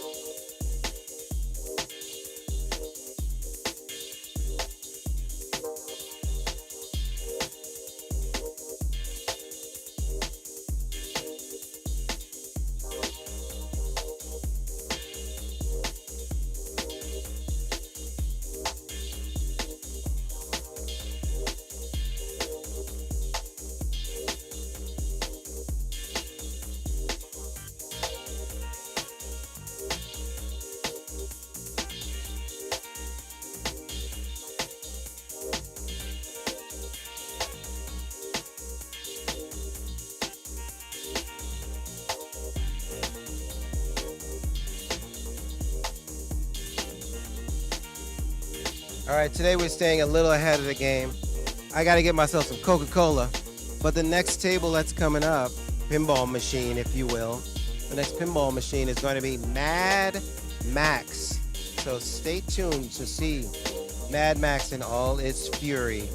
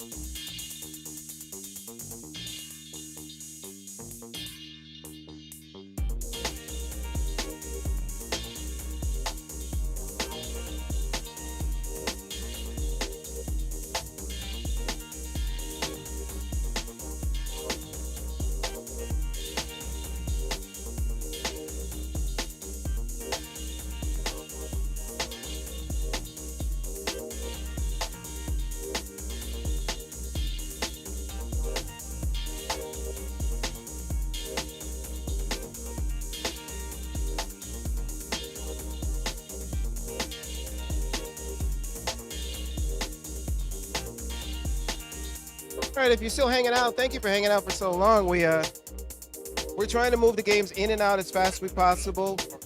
It doesn't make sense for us to stop the stream. My guys here, Coleman and Isaiah, are professionals at moving games now. They must have moved 20 games this weekend. But we got it. Mad Max is coming in hot, and we're going to set up and get you guys started. Whoops. And we'll get you guys started.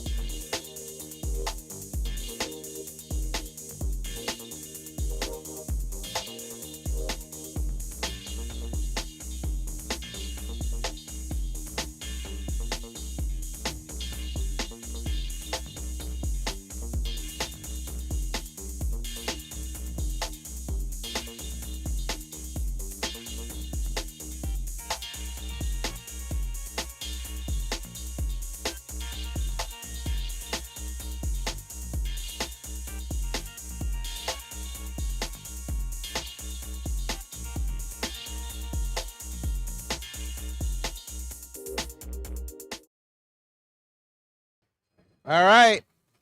Yeah, go eat, buddy. All right, we're back, ladies and gentlemen. Pinball Expo 2025. This is one of the more highly anticipated games.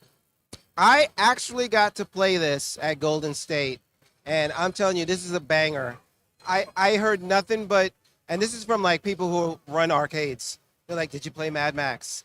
So I think they want to put this in and make money off of it. But it's a homebrew, and we're not going to go there yet. But we got Nathan and we got Justin.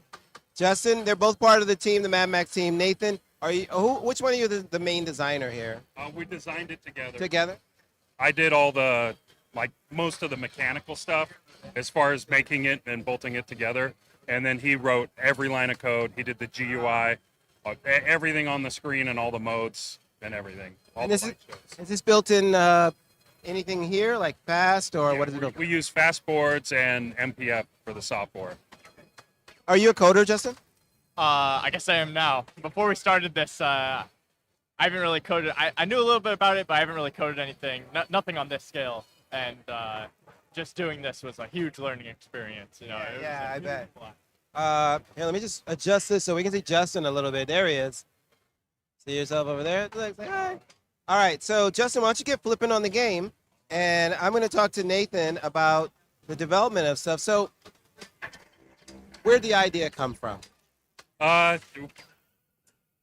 When he was a senior in high school, he was thinking about being an engineer and what he should do.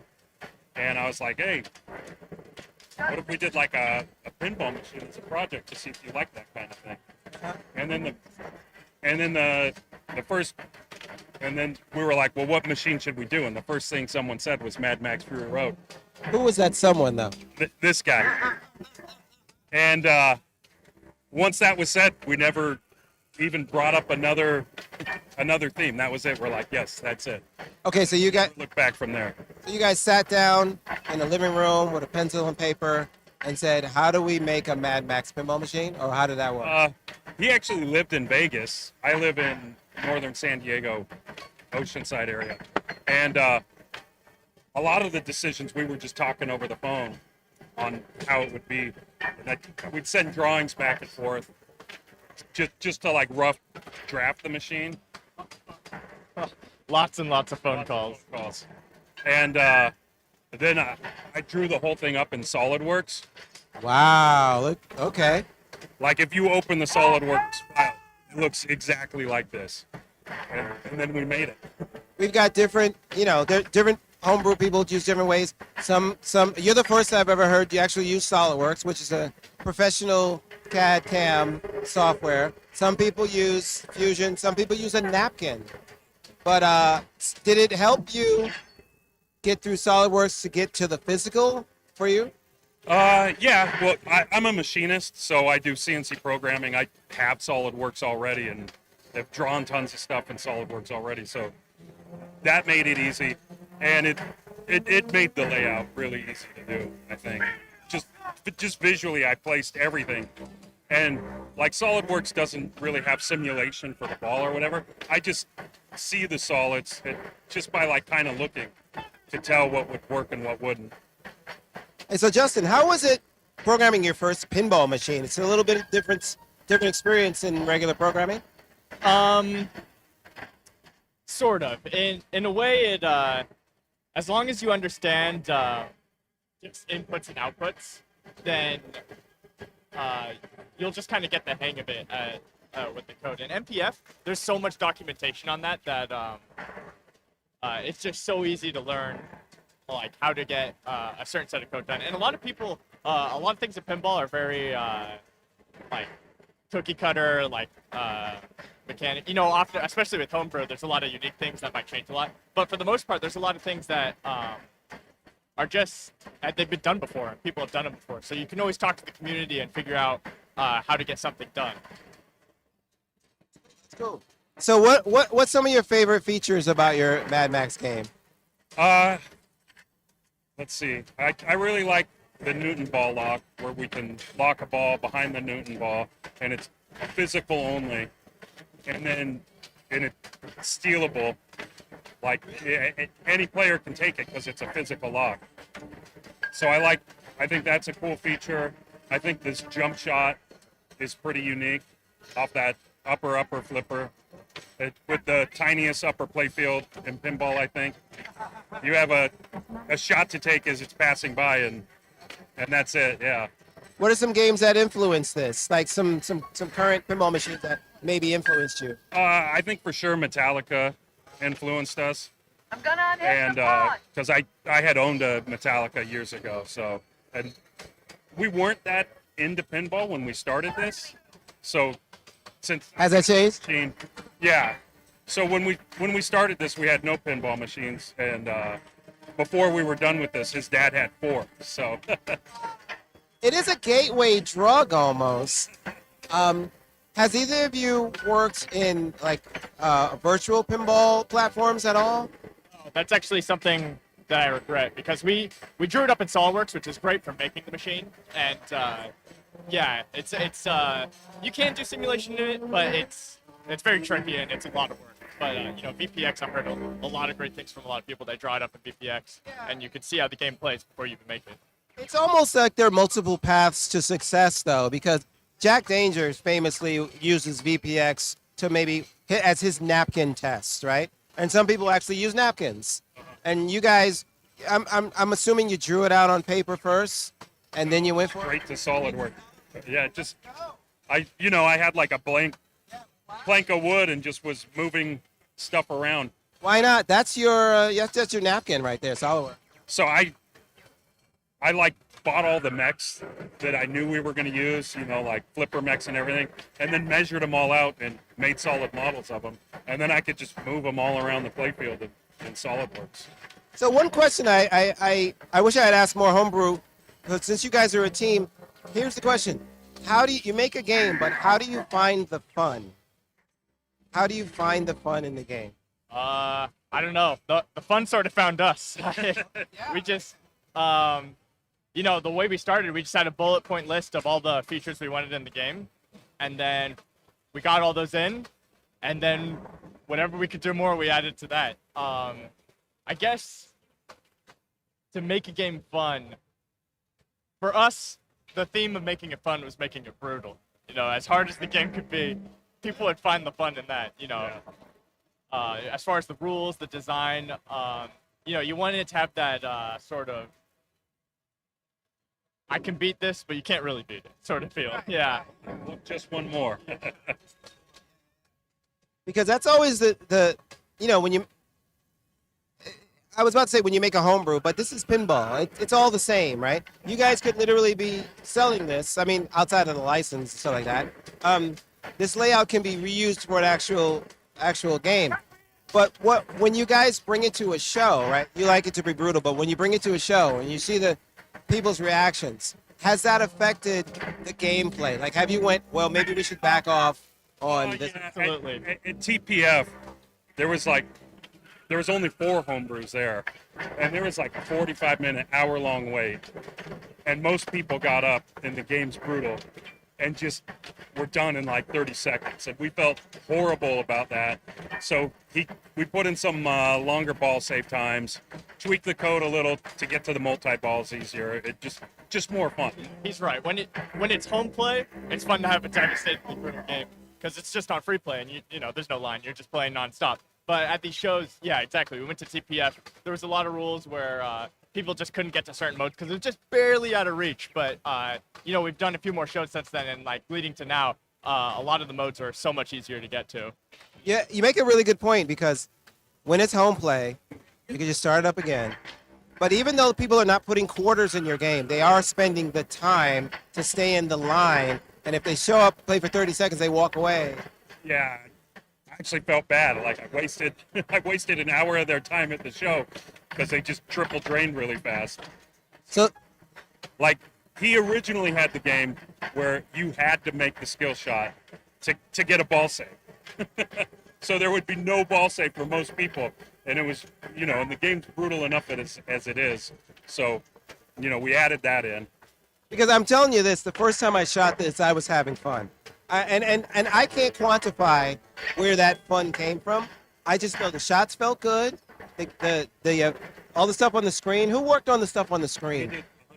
Yeah, that was all done in Adobe After Effects using the .80 Godot on NPF. And there's just dozens of videos online that show you how to make these crazy good graphic effects. And all you need is just like the way the pinball GUI is set up in most games. It's just a video in the background with some fancy font over it telling you what to do. So if you could just get that down, it's not a lot of work for a really good looking screen. When we first started, probably the hardest part of the GUI was we want a complex rule set, but you have to balance that out with letting people understand what they're seeing. We had a GUI that just had numbers everywhere.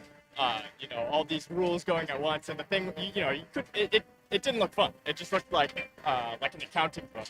It looked like homework. So a lot of work was spent trying to keep it as simple as possible. Only showing the player what they need to see: a score, ball, free play, and only things as they come up. And a lot of the stuff that you want them to do is reflected in the inserts, correct? Yeah. How did you handle doing all your inserts and stuff? Like, what's underneath? At first, we had way more inserts on the play field, and then the guy who was doing art was like, where am I going to put art? There's no room for art. So, yeah. There's how we told him what we wanted. We wanted a Morton Joe and all the characters, and he's like, yeah, where do you want that? There's no room for it. So that's how we moved most of the lights to the apron. That's how we came up with all the lights down at the apron. So Justin, talk me through a little bit of what you're doing. If you can play and shoot at the same time, what is your goal at Mad Max? So your goal is to defeat all 5 of the Warlord bosses. You got Duke Warrior, Rictus, Immortan Joe, Bullet Farmer, Slit, and the People Eater. And once you defeat all 5, that'll unlock the Wizard River. That's your ultimate goal. And of course, there's a bunch of other things to do in the machine. You don't want it to just be a game where you're only doing one thing. I like it to be a game where it sort of presents the opportunity to you, and you see the flashing shots, and you go, yeah, I'm gonna go for that. So if you want points, you got to put the points in the boss, but it's always fun to put points on little side objectives and little quick things. Everyone has a different way to play pinball. Some people like ramps, some people like just bashing the target, some people just like playing in multi-ball the whole game. So it's trying to create a wide variety of play styles all in one game. What are some games, and I'm assuming that you looked at a lot of rule sets when you started doing this. What are some games or rule sets that resonated with you? Wow. Well, my dad bought those 4 machines, and those machines were Godzilla, Alien from Pinball Brothers, Black Knight Sword of Rage, and Stranger Things. You got a killer collection. Oh my God. What a diverse set of rules right there. Yeah, it was taking a lot of, and some of those games have really deep rules, like Godzilla that just keeps going forever. So I would say probably Black Knight Sword of Rage influenced us the most on the risk reward, where you can like go for more bonus and like end up losing it all. Simple, like that one shot you just keep going for to build up your bonus. And a lot of it was trying to combine complex with simple. Like Black Knight is a very simple game. It's just start the boss, beat the boss, move to the next boss. But a game like Godzilla just has all sorts of things going for it. So we were trying to balance those two in sort of our game. But there was a lot of other games too, like Metallica. Obviously, we looked at. That was probably the first game that we looked at for the rule set, and that's sort of more macro, at least. That's sort of more like Black Knight, where it's just you get through the songs, and there's some multi-balls on the way. So we were just trying to aim for that sort of play style where you can do the main objective, and there should be a main objective, but you could always play the game how you want to. I love the shots through the back and coming out the front. Who thought of that one? Like when we first thought about the game, we decided we wanted 3 ramps and the 3 pipes, because in the movie at the beginning, Immortan Joe opens up the valve and the water comes shooting out of the pipe. So that's like one of the first design decisions we made. Yeah, to like represent those water pipes. And there's actually a multi-ball you get to where you have to lock a ball in each one of the pipes. And if you fail during the locking sequence, the ball's over and you hear Immortan Joe just say, "Do not become addicted to water." It turns the valves off and you see them dry out and it's all over. God, this is so nice. I'm just gonna take a look and see what's going on here. How long did it take to from concept to pretty much 1.0? 5 years. That sounds about right. That's like the sweet spot. That sounds about the sweet spot where you can. A lot of the homebrewers are About 3 to 5 years to do it. Yeah. I mean, you know, he lived in Vegas. I'm in Southern California, so about every 3 or 4 weeks he'd come for a weekend, and we would just work really hard, and then it'd be a couple weeks off. So we could get it done faster, and we should have got it done faster, but A lot of time is spent on deliberation, like whether you should do this or that. There's a lot of option paralysis, because it's such an open-ended idea. There's so many ways you can take this thing. A lot of time and toil is spent on just Second figuring guessing out. yourself. Yeah, exactly. Is this a good idea? This seems like some decisions are really risky and they like change the game completely. Like our in-lane out-lane switch, where we kind of have it like Fathom, where the in lanes are the death lanes. Stuff like that. Some people really don't like that kind of stuff. Some people really like it. So it's just a lot of time is spent trying to figure out what's the best thing to do. So what's the next? Are you guys gonna be a team, or are you both gonna go solo and do your own solo careers? We're Or a team. what? I know you maybe don't want to tell me, but are you working on another game? We haven't done any work. We're just kicking around some I got ideas. some ideas. I think if we're gonna do another one, it's gonna be something crazy. Probably some sort of head-to-head game. Yeah. Sort of like we showed the Monster House the other day, or whatever it is. Well, thank you so much, Justin. Thank you, Nathan. This is Mad Max, and are you guys going to be at any more shows, or is this it? This is probably it for a while. We might do Indisc, even though it's not like homebrew centric, just because it's so close to my house.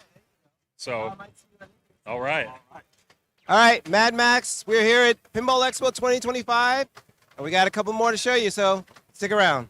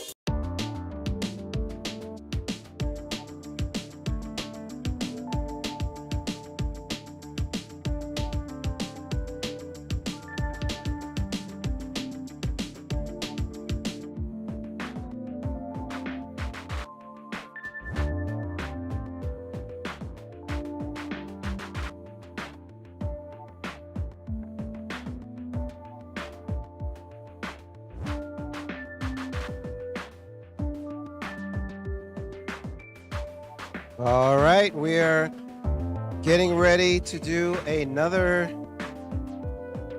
We're getting ready to do another homebrew coming up soon.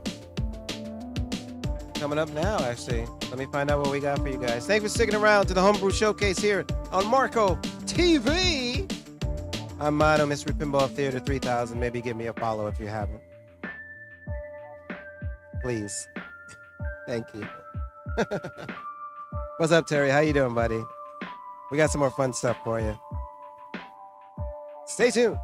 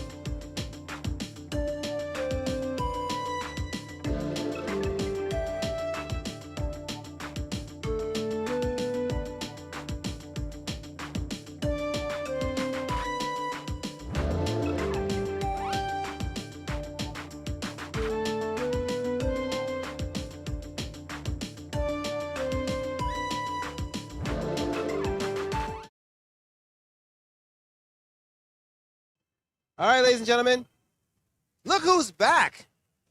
We got Mike back. What's up, baby? All right. So My man's gonna make complete the area one. I know it. so I'm gonna hand the mic over. Wait, don't do anything yet. Yeah, I'm gonna hand the mic over to Mike. We just looked at. Oh yeah, we're good. We just looked at Legend of Zelda, and now this is Special Force. Contra Special Force. Contra Special Force. Based on Bally Special Force with a few modifications. Yep. This is your second game or your first game? This is my third game. Third game. All right. So we're gonna hand it over to Mike. When we edit this up, we'll probably put these together. Okay. And you talk Isaiah through. Okay. So first off, with the flippers, you can select what game you want to play. So if you go hit the left flipper, go back one more. So you can start off on the, you can choose what game you want to play, which is basically what music you want to listen to. So this is the arcade version, go right. NES Contra, keep going. Super C for the NES. Operation C for the Game Boy. Contra 3 for the SNES. Contra Force for the NES. And Contra Hard Corps for the Sega Genesis. So we're going to do the Contra one. So go back left, keep going. Okay, you can also select what character you want to play. So if you hit the corridor button, it'll select your character at the top. Keep going. Keep going. So we're going to select Mad Dog. And your skill shot is right here, up here, and right there. So the object is to complete all the stand-up targets. Now you can let it drain because you haven't hit a switch yet. So it's like the no switch ball save. I love your friggin' foliage sport. That was Talk about that. that's from Valley Special Force. All the plastics you're talking about. Yeah, I didn't know. Yeah. So what he's trying to do is hit all the stand-up targets, and once he does that, the three-bank drop target on the left will light, and he has to complete those to defeat the area boss. But also, he's got a three-ball multi-ball because he picked up a power-up. So he can continue to pick up power-ups by shooting the ramps, or just hit the drop targets, or the stand-up targets, I'm sorry. Now hit this target in front of that, and that will give you the laser gun, which will give you 2x playfield. So right now, you have the drops lit, so you want to shoot the drop targets on the left. You can continue. Oh.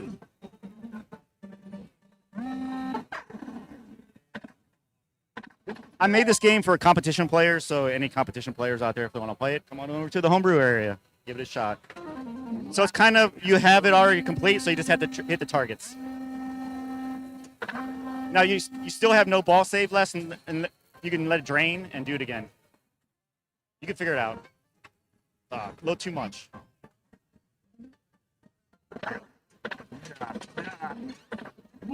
Okay, now hit the target in front. And that will give you a 2x playfield. Yep.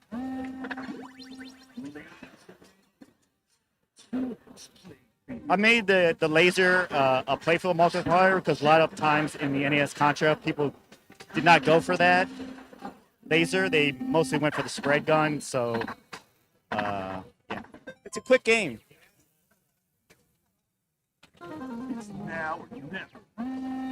The call-outs are done by my one of my pinball friends back in Ohio, Sam. Shout out to Sam. So, all right, you got to hit the target in the back to destroy the base. We got Mr. Baldwin here. He might give it a shot. I think he can do good on this game.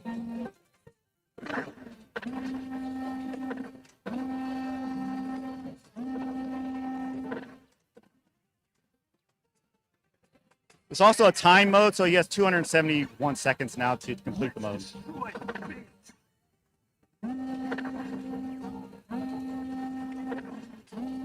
Yep.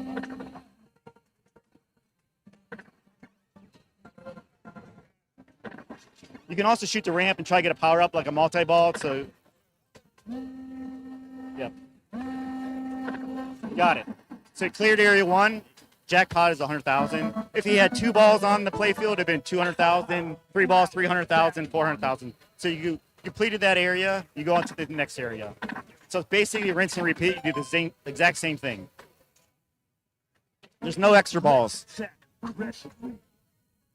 Skill shot. Now, if you hit the drop target, you would have got a super skill shot, and you get another ball in play. So if you hit the skill shot, you get an extra ball.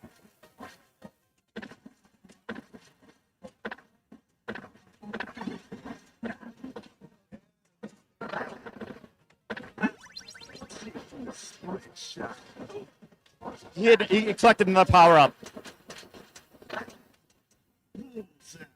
Hit the target in front of it. It'll give you another ball in play.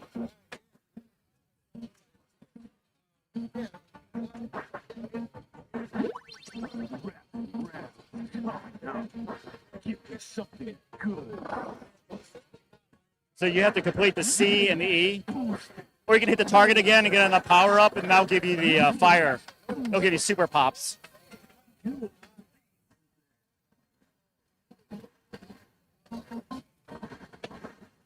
Shoot the target in front of it.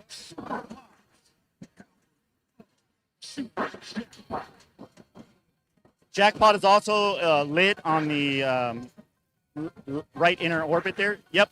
Oh, jackpot, nice. It's a timed mode, so you can get double jackpot, triple jackpot in like, it's about 20 seconds, I believe. Nice. Timed out, maybe more like 15 seconds. So he's still got to complete the E.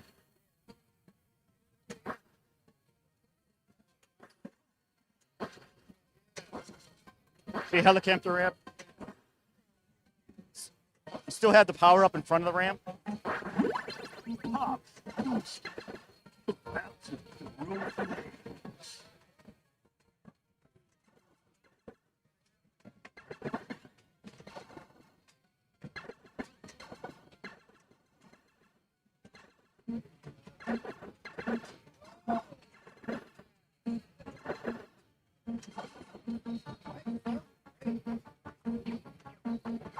Get that.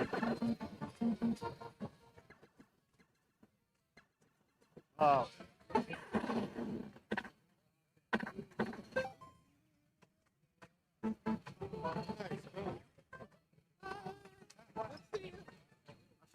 What you have to do? Yeah. How you get the more hit your start? Okay. What you want to do is actually hit the stand-up targets, complete those, and once you do that, the inline drop targets will light. And then you have to hit the target in the back to destroy the area. The stand-ups here and Yep, here? yep. All six All of stand-ups them, here and here. Oh, okay. Cool. And you hit the ramp to like shoot the capsule that's flying, like in a Contra game. But then you have to pick it up. So you got to hit the target in front of that. You can also hit the sensor, which is the drop target back there. And to the left of that is another pickup power up. Hit that target, you'll get like multi-balls, good stuff. You get good stuff. So we're gonna. All right, now we're gonna switch characters. So we're gonna have Raven. And did you know in a certain game called Galactic Tank Force there is a Raven and a Mad Dog character?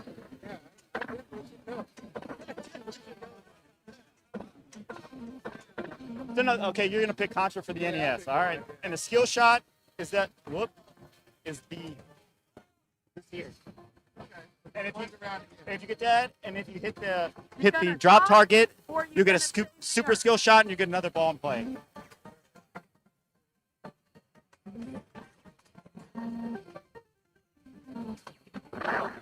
So I suggest hitting the ramp very first thing you do.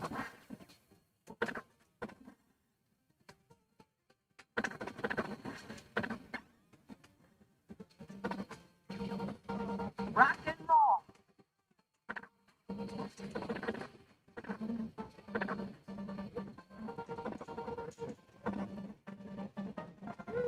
Rock and roll.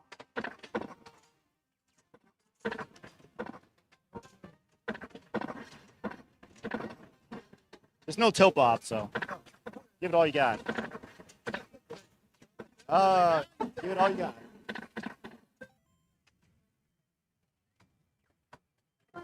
Locked and loaded. There's also a no switch, a ball save, so if you don't hit a switch, you can let it drain and try it again.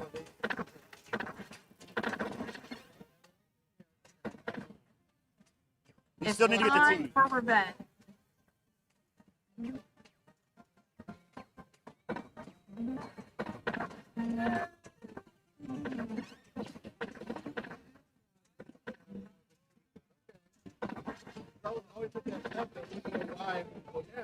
Rock and roll.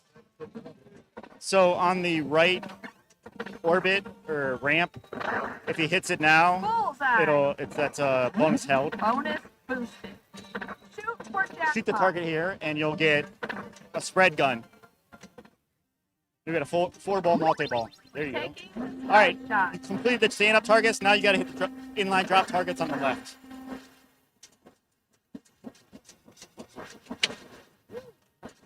Bolts are flying. You can also continue to shoot the ramp for power up, more power ups, which will change your gun.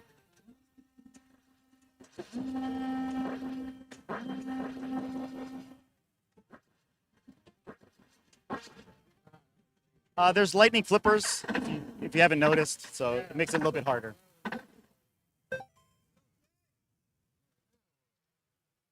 So you still got to complete the inline drop targets. No, you got them all complete. See how flashing there? So you just have to hit those targets to complete the area. I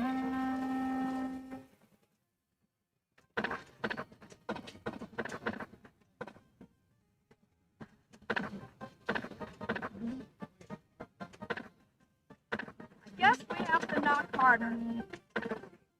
Go, go, go, go. It's time for revenge.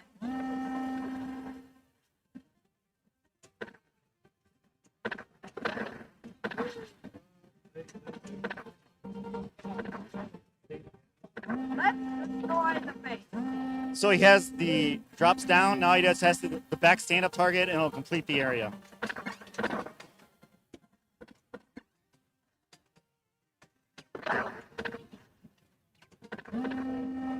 Nice.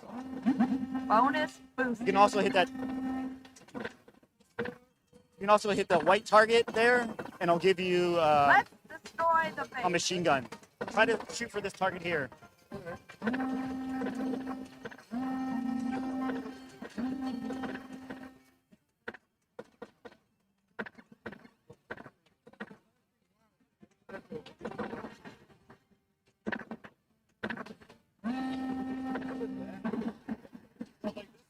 Wildly, Yes. I want that. Yeah. So you cleared the area. You go on to area 2. It's a rinse and repeat kind of thing. So you just do the exact same thing. So far, so good. 5 more minutes. All right, we got time for one more. Let's attack aggressively. Skill shot. Skill shot. Super skill shot. Skill shot. Nice.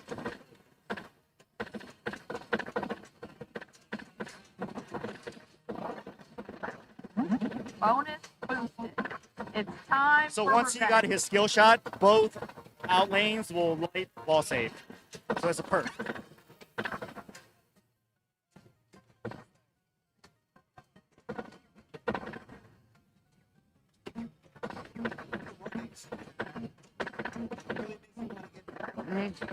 Skill shots would be important in my opinion. So if he hits the target in front of the ramp there, he'll get a spread gun. Or no, machine gun, sorry.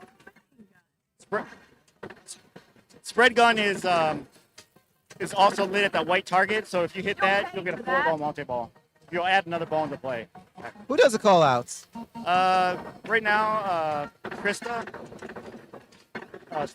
I had a couple pinball friends from the Cleveland, Ohio area help me out. They asked them if they can do some custom call outs for me. So, yeah. So shout out to Sam, Nick, and Krista for helping me out. Shoot for jackpot.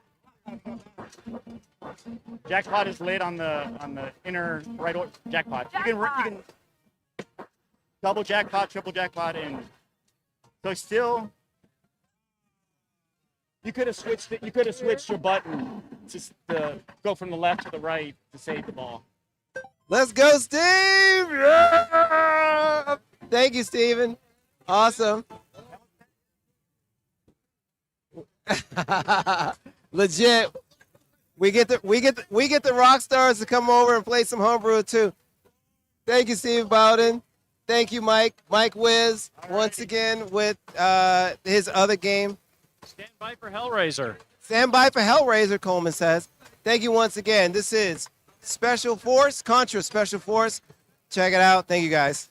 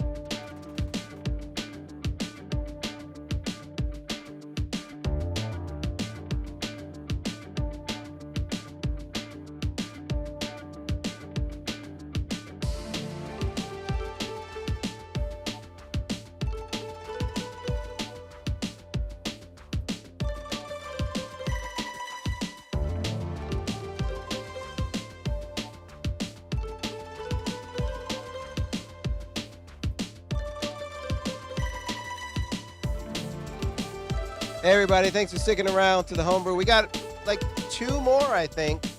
The next one is Hellraiser. So if you're looking forward to another scary game, we got Hellraiser at 2 and Greatest Showman at 2:30. Hellraiser Homebrew at 2 o'clock, Greatest Showman at 2:30.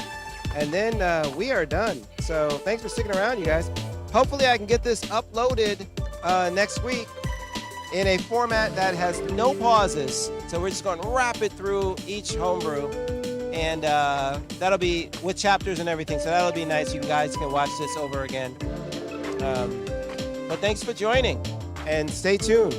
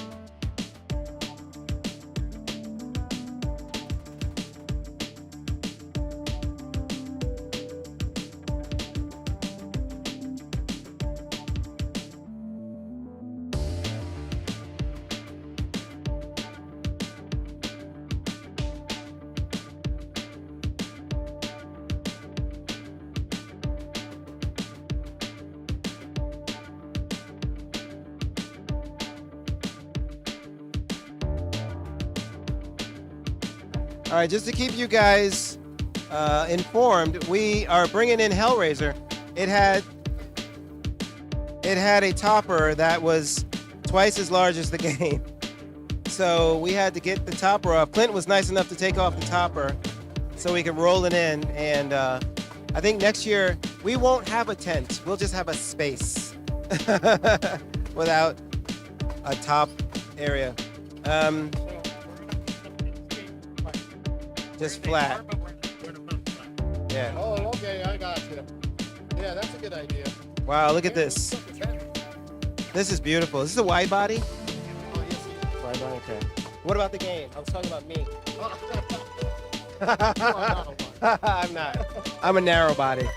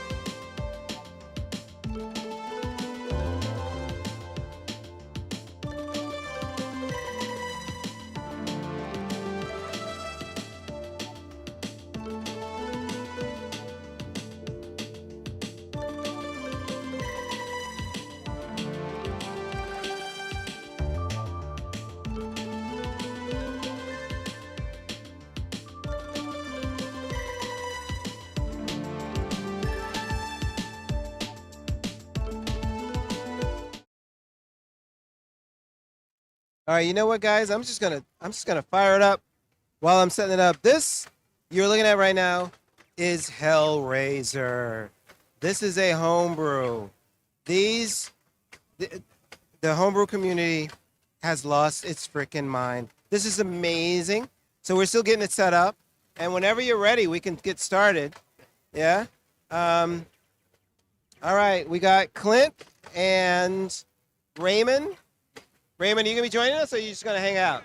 You're gonna hang out. All right, you got it. So, your friends? All right, we're all friends of Clint. Who's that? We got Lonnie here. All right, I'm gonna come over here. I'm gonna bring. So Clint, I guess you guys just flank me right now. Let's see if I can get you in the shot. I can't see. My side is really bad. All right, so I'm gonna do this. Sorry, I'll give you a chance to do that. Let's see. You guys, this is Hellraiser. Oh my God. I'm gonna stand behind Isaiah. I hope I don't freak you out, bro. So this is Hellraiser. We got Clint here. How you doing? Good. How are you doing? Good. And Lonnie. I'm the man that makes things pretty. So which one of you want to give us a quick rundown of the journey that it took to go from conception to basically a game you're going to be selling tomorrow for $18,000? Which one? So the game started off originally as a 1982 Gottlieb Devil's Dare. So this is not an original layout. It is a pre-existing layout. But I love System 80 games. Love Gottlieb games. So I found the perfect donor game that was basically a basket case. It needed a lot of love. It wasn't even a player's game at the time. It just needed a lot of love to be working again. So I always loved this layout in particular because of the drop target banks and the roll under and all that stuff. So that's why I chose this particular game and found the perfect one. And here we are. 2 years later. 2 years. 2 years, really 4 years from purchase. There's a lot of time in between of fixing the game and just getting it working to begin with. So yeah. So who's in charge of what? Well, I'm not in charge of anything except paying for everything. There's a lot of soldering. You got to have soldering skills. You got to have some wiring skills. There's some skills that I acquired in the process, working on the sound, but I had help in everything here. So as far as making it pretty, this is the guy that you got to talk to about making things pretty. But there's artists. So we got Brian Allen, who did the playfield and the back glass art. And then we have Neil Fraser Graphics. He's from the UK. He's a alternate poster artist. He did the cabinet art. So we had two different artists on this. I know that maybe artists don't like that, but that's how it went. That's how it ended up. I think King Kong ruined that for everybody. I'm sorry, Stern. I'm just kidding. I'm kidding, Stern. I love you. Yep.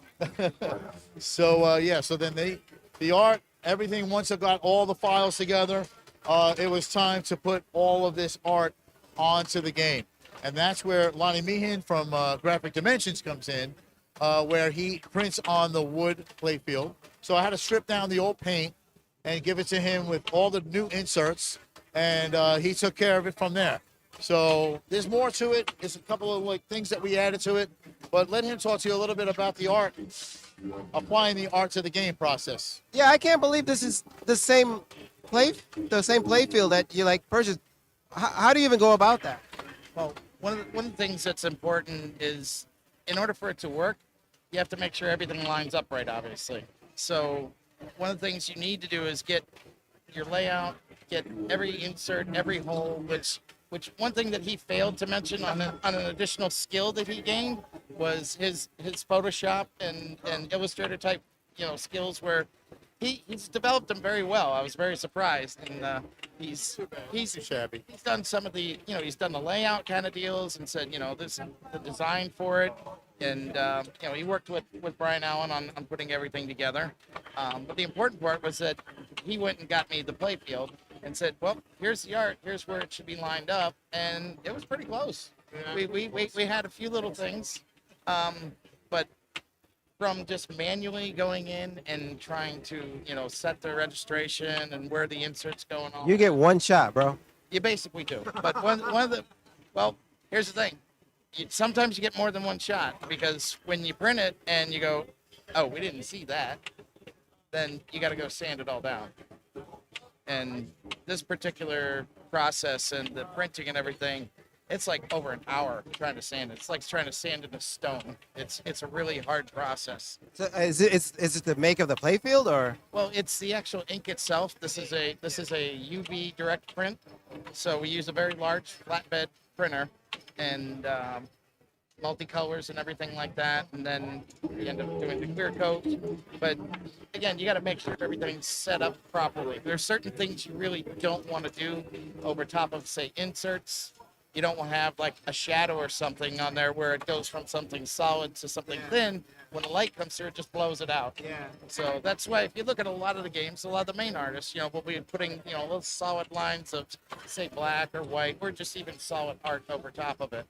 And it's quite the labor of love. It's amazing. Let's just take a step back real quick. And the idea of Hellraiser, who came up with that? And this is a movie that any movie that has enough power to scare me, which is very hard to do. This came out back in the 80s, I think. Like 80, I believe 87. So could be wrong on that, but 87, I think.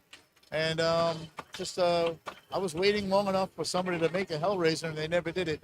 So I never had intentions of sharing this with anybody. This was going to be something I just did in my house and for myself. And I realized that there's a lot of people that says you got to bring it to shows and share it with people that will really like it and enjoy it. I started being selfish and started sharing it with people. So I think that that's a good move. Okay, so this is the kind of homebrew that would honestly scare a lot of people from doing homebrews. And not because it's Hellraiser, just the level, the quality level of this. I mean, anybody knows that does wiring, when they see a cluster of wires and they get intimidated, anybody that does the wiring it's just a matter of one wire at a time, one step at a time. It's overwhelming if you look at a bunch of wires and a bunch of things. It's like, oh my God, who did this? How did you do this? It's not. It's just if you could do one and you could do two, you could probably do 40 or 50. So little by little, you just build. You should not be discouraged. I did it. You guys can do it too. Because it just takes time and perseverance. There were some times where I wanted to give up. I'm like, this is costing a lot of money, but I did it over a certain period of time, and it worked out. I'm not going to ask how much. Yeah, I'm not going to do it. I'm glad that you're not going to ask, because there's people in my family that will want. This is on record, too, so I can call it walking back. Yes, they're going to be like, wait a second. That's what you use that $5,000 for? No. All right, anyway, yeah. And Lonnie, is this the kind of thing that you've ever done before, where you did artwork on playfields, or is this your first one? Well, it's not the first one. Clint, I think, was probably the third or fourth one that I did. My history and background has been in pinball. I worked for Alvin G and Company. I worked for 80 East and Sega Pinball back in the 90s. And, Wow. Okay. Joe came. I'm just touching you. Was there? I've known Mark and Nancy for years and was good friends with them, but it's always been a passion. And when I was working in the industry in the 90s and pinball was kind of dying off, Williams went out and all that, I kind of shifted gears and had a sign company. So that's kind of what got me into the graphics. But it's always been kind of a passion. And next thing I know, I'm melding the two together where people are like, hey, can you print this for me? Hey, can you do this restoration thing? Can you do this graphic? And so I just kind of steamrolled it and snowballed it. And next thing you know, the whole direct print thing, say reprinting playfields or custom stuff, started with Mike Nogle from Great American Pinball came to me and said, hey, I want to make a black and white Twilight Zone. And he's like, and I've been trying to go and get this one to do it and that one to do it. And he's like, nobody knows how to do it. And I said, I'll do it. And he's like, all right, let's figure it out. So it took about 3 years of trial, error in the processing, and then converting all the art and things like that. And now it's not simple, but it's a matter of I've got more people to network with, artists and skills and things of that nature. And the whole homebrew community, everybody is helping out everyone else. This is a theme this weekend. I'm tired of this whole everybody's helping each other out, and everybody's nice. It's awful. Yeah, it's a myth. It's not true, people. Lisa had The Greatest Showman, which I also did pretty much at the same time I was doing Clint's. You know, Lisa is a nurse practitioner. Okay. She did all the coding on that game. Oh, wow. Her husband Jeff did all the hands-on building. He does restorations. Jeff's like, I don't know how to use a computer. He's like a chemist, you know. And he's like, I have no idea how to do this. And she's like, I sew clothes, and I'm a nurse practitioner. She got from everybody in the group, from the Discord, from all the chats and everything, helping her develop it. And now she's in her own right, like a rock star. They're working on another game that'll be here next year. They're doing a Christmas vacation game. Oh my God! I absolutely love this. This is so great. But Clint, so talk me through the story of Hellraiser and what is Isaiah trying to do? Who is he, and what are his objectives? All right, so there's a couple of things I wanted to note. There are some additional sounds that were recorded from the movie. That was implemented by using wave triggers. And the wave triggers, I had help with Marcel Gonzalez. I don't know if you know who he is. He helped me with that. The electric, connecting this lament configuration to the game, that was helped with my buddy Matt Malone. And honestly, there's certain wiring I can do, and there's certain wiring I cannot do. And that's where I knock on his door. So he helped me do that. So now what about the story of this game? The whole purpose of this game is to try to achieve multi-ball. It's always been the purpose of this game when it was a Devil's Dare. Because once you get multi-ball, all kinds of different things start happening. Really, really gets fun. So you basically got to complete the 5 bank drop targets in the front. That will light up your Chatterer Lairs ball lock. You lock a ball in there. That's what I was telling Isaiah, you said, right? I was telling Isaiah, lock the ball in Chatterer's lair. And then shoots out another ball. Then you got to complete Beasts. Spelled Beast, drop all the targets there, and then Pinhead's Domain will have a ball lock. Then you shoot your ball into there. It's very simple rules. It's not like you gotta be a rocket scientist. So is it similar? I mean, I'm slowly remembering Devil's Dare. I remember Devil's Dare was maybe the game that they used in that Willy's Wonderland. Okay. Yep. So it's lock. It's like Firepower a little bit, where it's lock, go. Yeah, basically you lock. As soon as you plunge the ball into the playfield, it hits any target. The other 2 lock balls will shoot out. And then you have to build up to about 50,000 points if you want to get 2-ball multi-ball, 70,000 points if you want to build up to a 3-ball multi-ball. So now once you get to 70,000 points, the balls are all drained, and then they start firing the balls into the playfield again. And then that 70,000 acts as your timer. It's a countdown timer. And some people are like, what happened to the game? The flippers just died on me. They don't realize because it's, the timer is counting down, and once you get to 0, you got no more, that's it. So it's kind of fun, to have a timer thrown in on there. And that's how this game was originally made, so good, another good quality about the original design of this game. Yeah, so it sounds like you were attracted to kind of the gameplay of, so that's why you decided instead of, I guess today you guys could just do your own original game. The coding, like you were saying, The Greatest Showman, that Jeff, what was his name? Jeff. Yeah. She did the coding. I don't know that I have the patience for that. I might. Maybe someday I'll try it out. But this was all about my love for System 80 games. That's why I did this. And my inability to code. So those 2. This is coded in, you know what, I want to give it a flip. Is this coded in Michigan Pinball Framework? Simple System 80 original board system. Oh, that's right. I did upgrade it to what they call a Pascal board. It's a guy from France that has like an all-in-one board. Okay, right, and it's simpler. Why I did that is because it has a couple of extra features that the original game did not have. Like it has a ball save. In the olden days, 1982, your ball went down the middle, you were done. That was it. So this gave you a ball save and gives you you could set the adjustment to 3 seconds or 10 seconds. So I had to set this 10 seconds because the ball can't even get there in 3 seconds. The pop bumpers and stuff. So got to set the 10 seconds. As soon as you drain, and real fast, you'll get the ball back. That's the evolution of pinball. All right, I'm I'm gonna try and. Kind of a hybrid, if you will, of where it has the original and then all the secondary stuff. If you look inside it, this thing weighs an absolute ton because he's got all the secondary stuff where it's like he incorporated like solid state portions that simulate like old electromechanical stuff in order to put it in to make it work, you know, not to mesh with. It's like this just all works. Yeah, there's some electromechanical. Yeah. All right, I'm gonna hand you the microphone, Clinton. Maybe talk me through the world's fastest game of Hellraiser you've ever seen. All right, you ready? All right. Press start right under there. Yeah, I'm already having trouble with the press start. All right, you're going to just try to, there's 3 banks of drop targets. 1, 2, and it says run back there. Just try to complete any one of them. First, this one would be good. Now, if you do complete them, you're going to get this light up, and you're going to get a ball save. And then when the ball comes down here, you hit this button real fast, it'll shoot it back into the playfield. That's why you have a second. Yeah.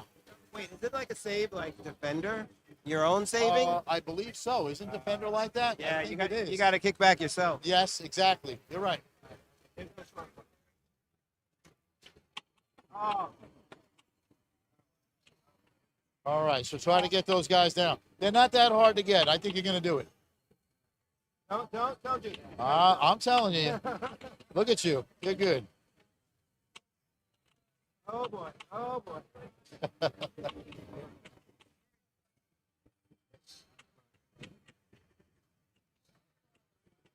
Gentlemen, entree. Man, you are good. Almost.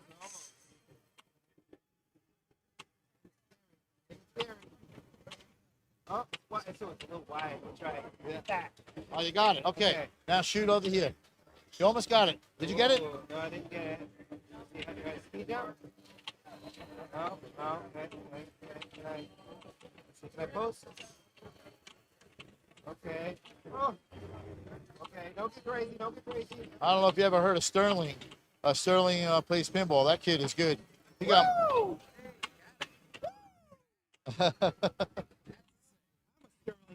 Yeah. If you didn't tell me about that kickback, I wouldn't have gotten it. Oh, okay. You got it. Nice. Boom. Oh. I'm trying to do everything Isaiah taught me. Yeah.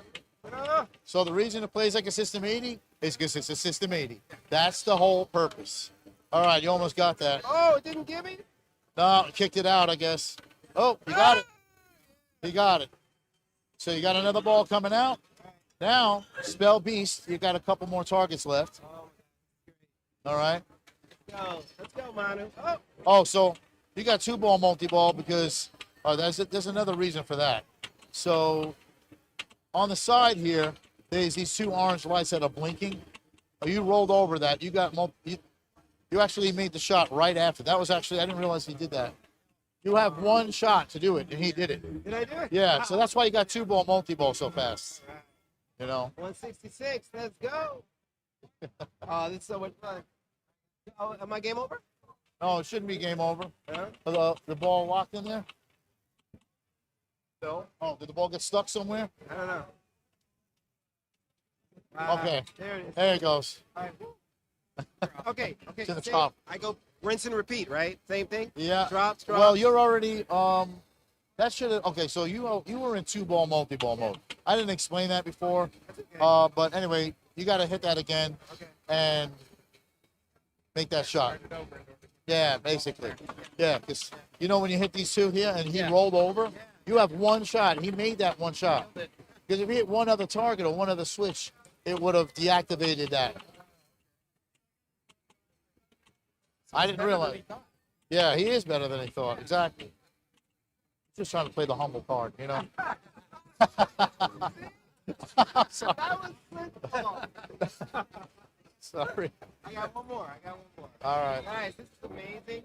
I do want to ask before I flip this last one. Yes. The who came up with the whole idea with the very dangerous looking pop bumpers and stuff like that, and the box. So the box is for any Hellraiser fan would be a necessity to have in the game. But even the people that made the movie, they do not have a functioning Hellraiser puzzle box. No, they do it manually. So obviously we're not going to be able to do that. This is not movie magic here. You know, this is like, you know, hands free. So That mechanism was basically built out of Servo City parts. I think it's Servo City. Is that it? Servo City, and just started building on it. And, so it's got the brass etchings on there, and it's 3D printed the box. The movie version is 3 inches by 3 inches by 3 inches. So this one had to be a little smaller so that it could fit under the glass. Because otherwise, it actually did hit the glass when I first put the glass on, and I had to lower the playfield like 1/4 of an inch, because this thing would scrape the glass, and you'll see like on your windshield when you don't change your windshield wipers, you'll see a little swipe. So you actually lowered the playfield. I had to lower it a little bit more, yeah. This cabinet is the original cabinet, and I had to build up with a pizza slice plywood so that it could be deep enough for this box. So this is the original Devil's Dare cabinet, but I had to build it up on the back. I elevated the back about 6 inches, maybe 5 inches, and that's it. I love I'm sorry, chat. I'm sorry. We need like 12 screens for this, but there's a whole world in the back. There's a room back there, yeah. Yeah, those little rooms were just like dead space, and it was like a no-brainer. I knew I had to put something there. All right, hold my beer. All right, here we go. There you go. I got drops to kill. Watch me drain immediately.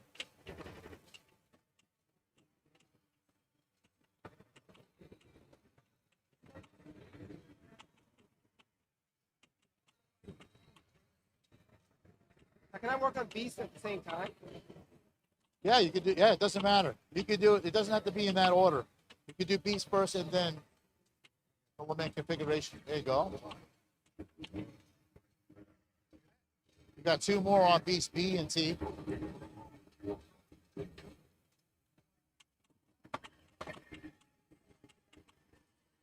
Oh no! Oh. Oh, and it killed me. Oh. Okay. Did I experience a bug or something?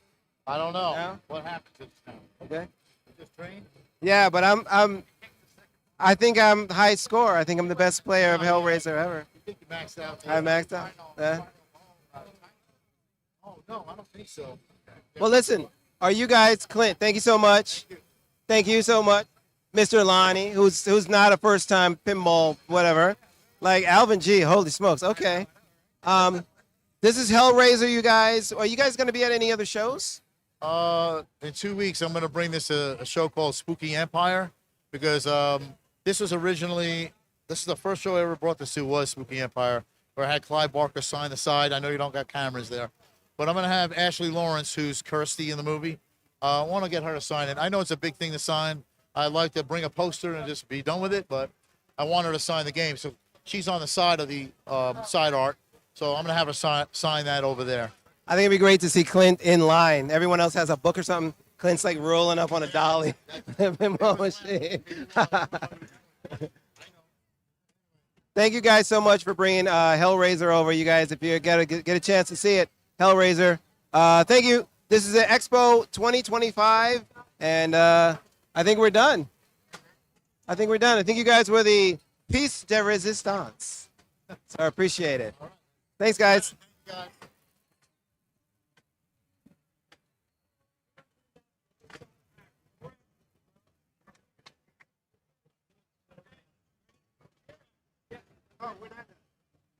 We're not done. We got one more, guys. I'm sorry. We're not done. I signed up one additional. I'm happy to take the interview. I'd love for you to take the interview. Showman and Enigma. Enigma. Okay, let's go to Showman right now. All right, we'll be back.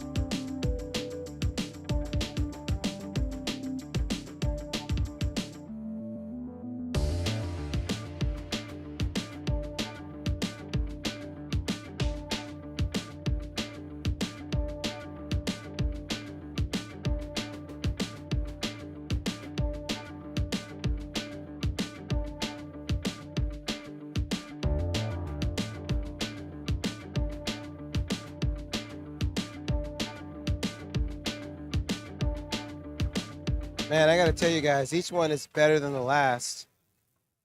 What do we got going in chat? How do you eat an elephant? How do you build a homebrew? Hey, Borg.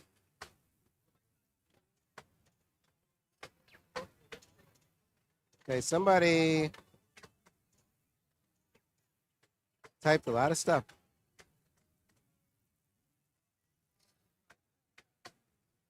No, coming to America is not flippable. So we're showcasing homebrews that have the ability to flip. Now that being said, Coleman was trying to help them get it flippable early this morning, but yeah, it's not currently in a state where it's flippable. So there are so many homebrews here. If your machine is in a state of being flippable, we're gonna showcase it. But if it's still like on a rotisserie or not actually working, we have to prioritize somebody who actually has a working thing. I think it's Ronaldo. I think that's his name. I met him last year here at Expo. The great thing about him and his crew was last year I thought he was all talk. He's like, I'm gonna build a game. I'm like, all right, cool. And then I come here this year and I see a game like being built, and I'm like, wow, that game is beautiful. And he goes, yo, bro, what's up? And I'm like, oh, you actually built a game. So it's pretty cool. Anyway, I think we got one or two more. I might have one more, and then Coleman might do the last one. And then, yeah. Thanks for stopping by, everybody. Hope you're enjoying the Homebrew Showcase. I'm looking at chat. I'm not reading. I'm not like, this is what I'm reading. All right. Stick around, guys. We got one or two more coming up.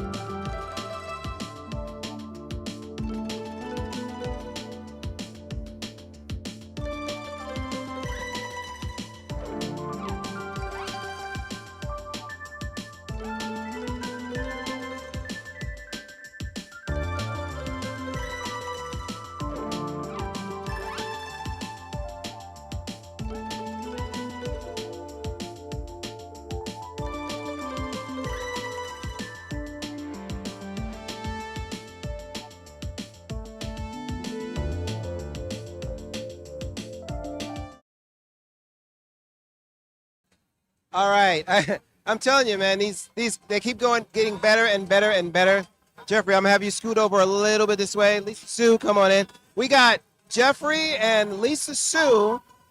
Do we have it's like a company name or no? Is it? I mean, Reborn. Pinball Reborn. Pinball Reborn. We have, ladies and gentlemen, the greatest show on earth, but the greatest showman, Pinball. Just take it. Just take this in. How beautiful it is. Is this how we've taught you to behave? All right, I gave it a moment of silence. This is gorgeous. Let's talk to Lisa Sue and Jeffrey a little bit about it. So let's go from conception to, I guess, physical game. Where did this idea come up? Well, go ahead. Well, we just love the movie. It's a fabulous movie. The music is wonderful. Oh, it's fantastic. You should watch it. Yes, it's a Broadway-style musical movie. Yes, it's awesome. But I just loved it, and I kept begging him to make one because we had talked about a homebrew, and he just kept saying, he could build it, but he couldn't code it. So finally, I agreed that I would learn to code if he would build it. So I hear you're the coder for it. So how was that taking on that task? It was a little daunting at first because I didn't understand how it worked. I'm not a coder. But after about a month in, something kind of clicked and it got a little easier. It never got easy, but it got a little easier. I've done code myself, and I understand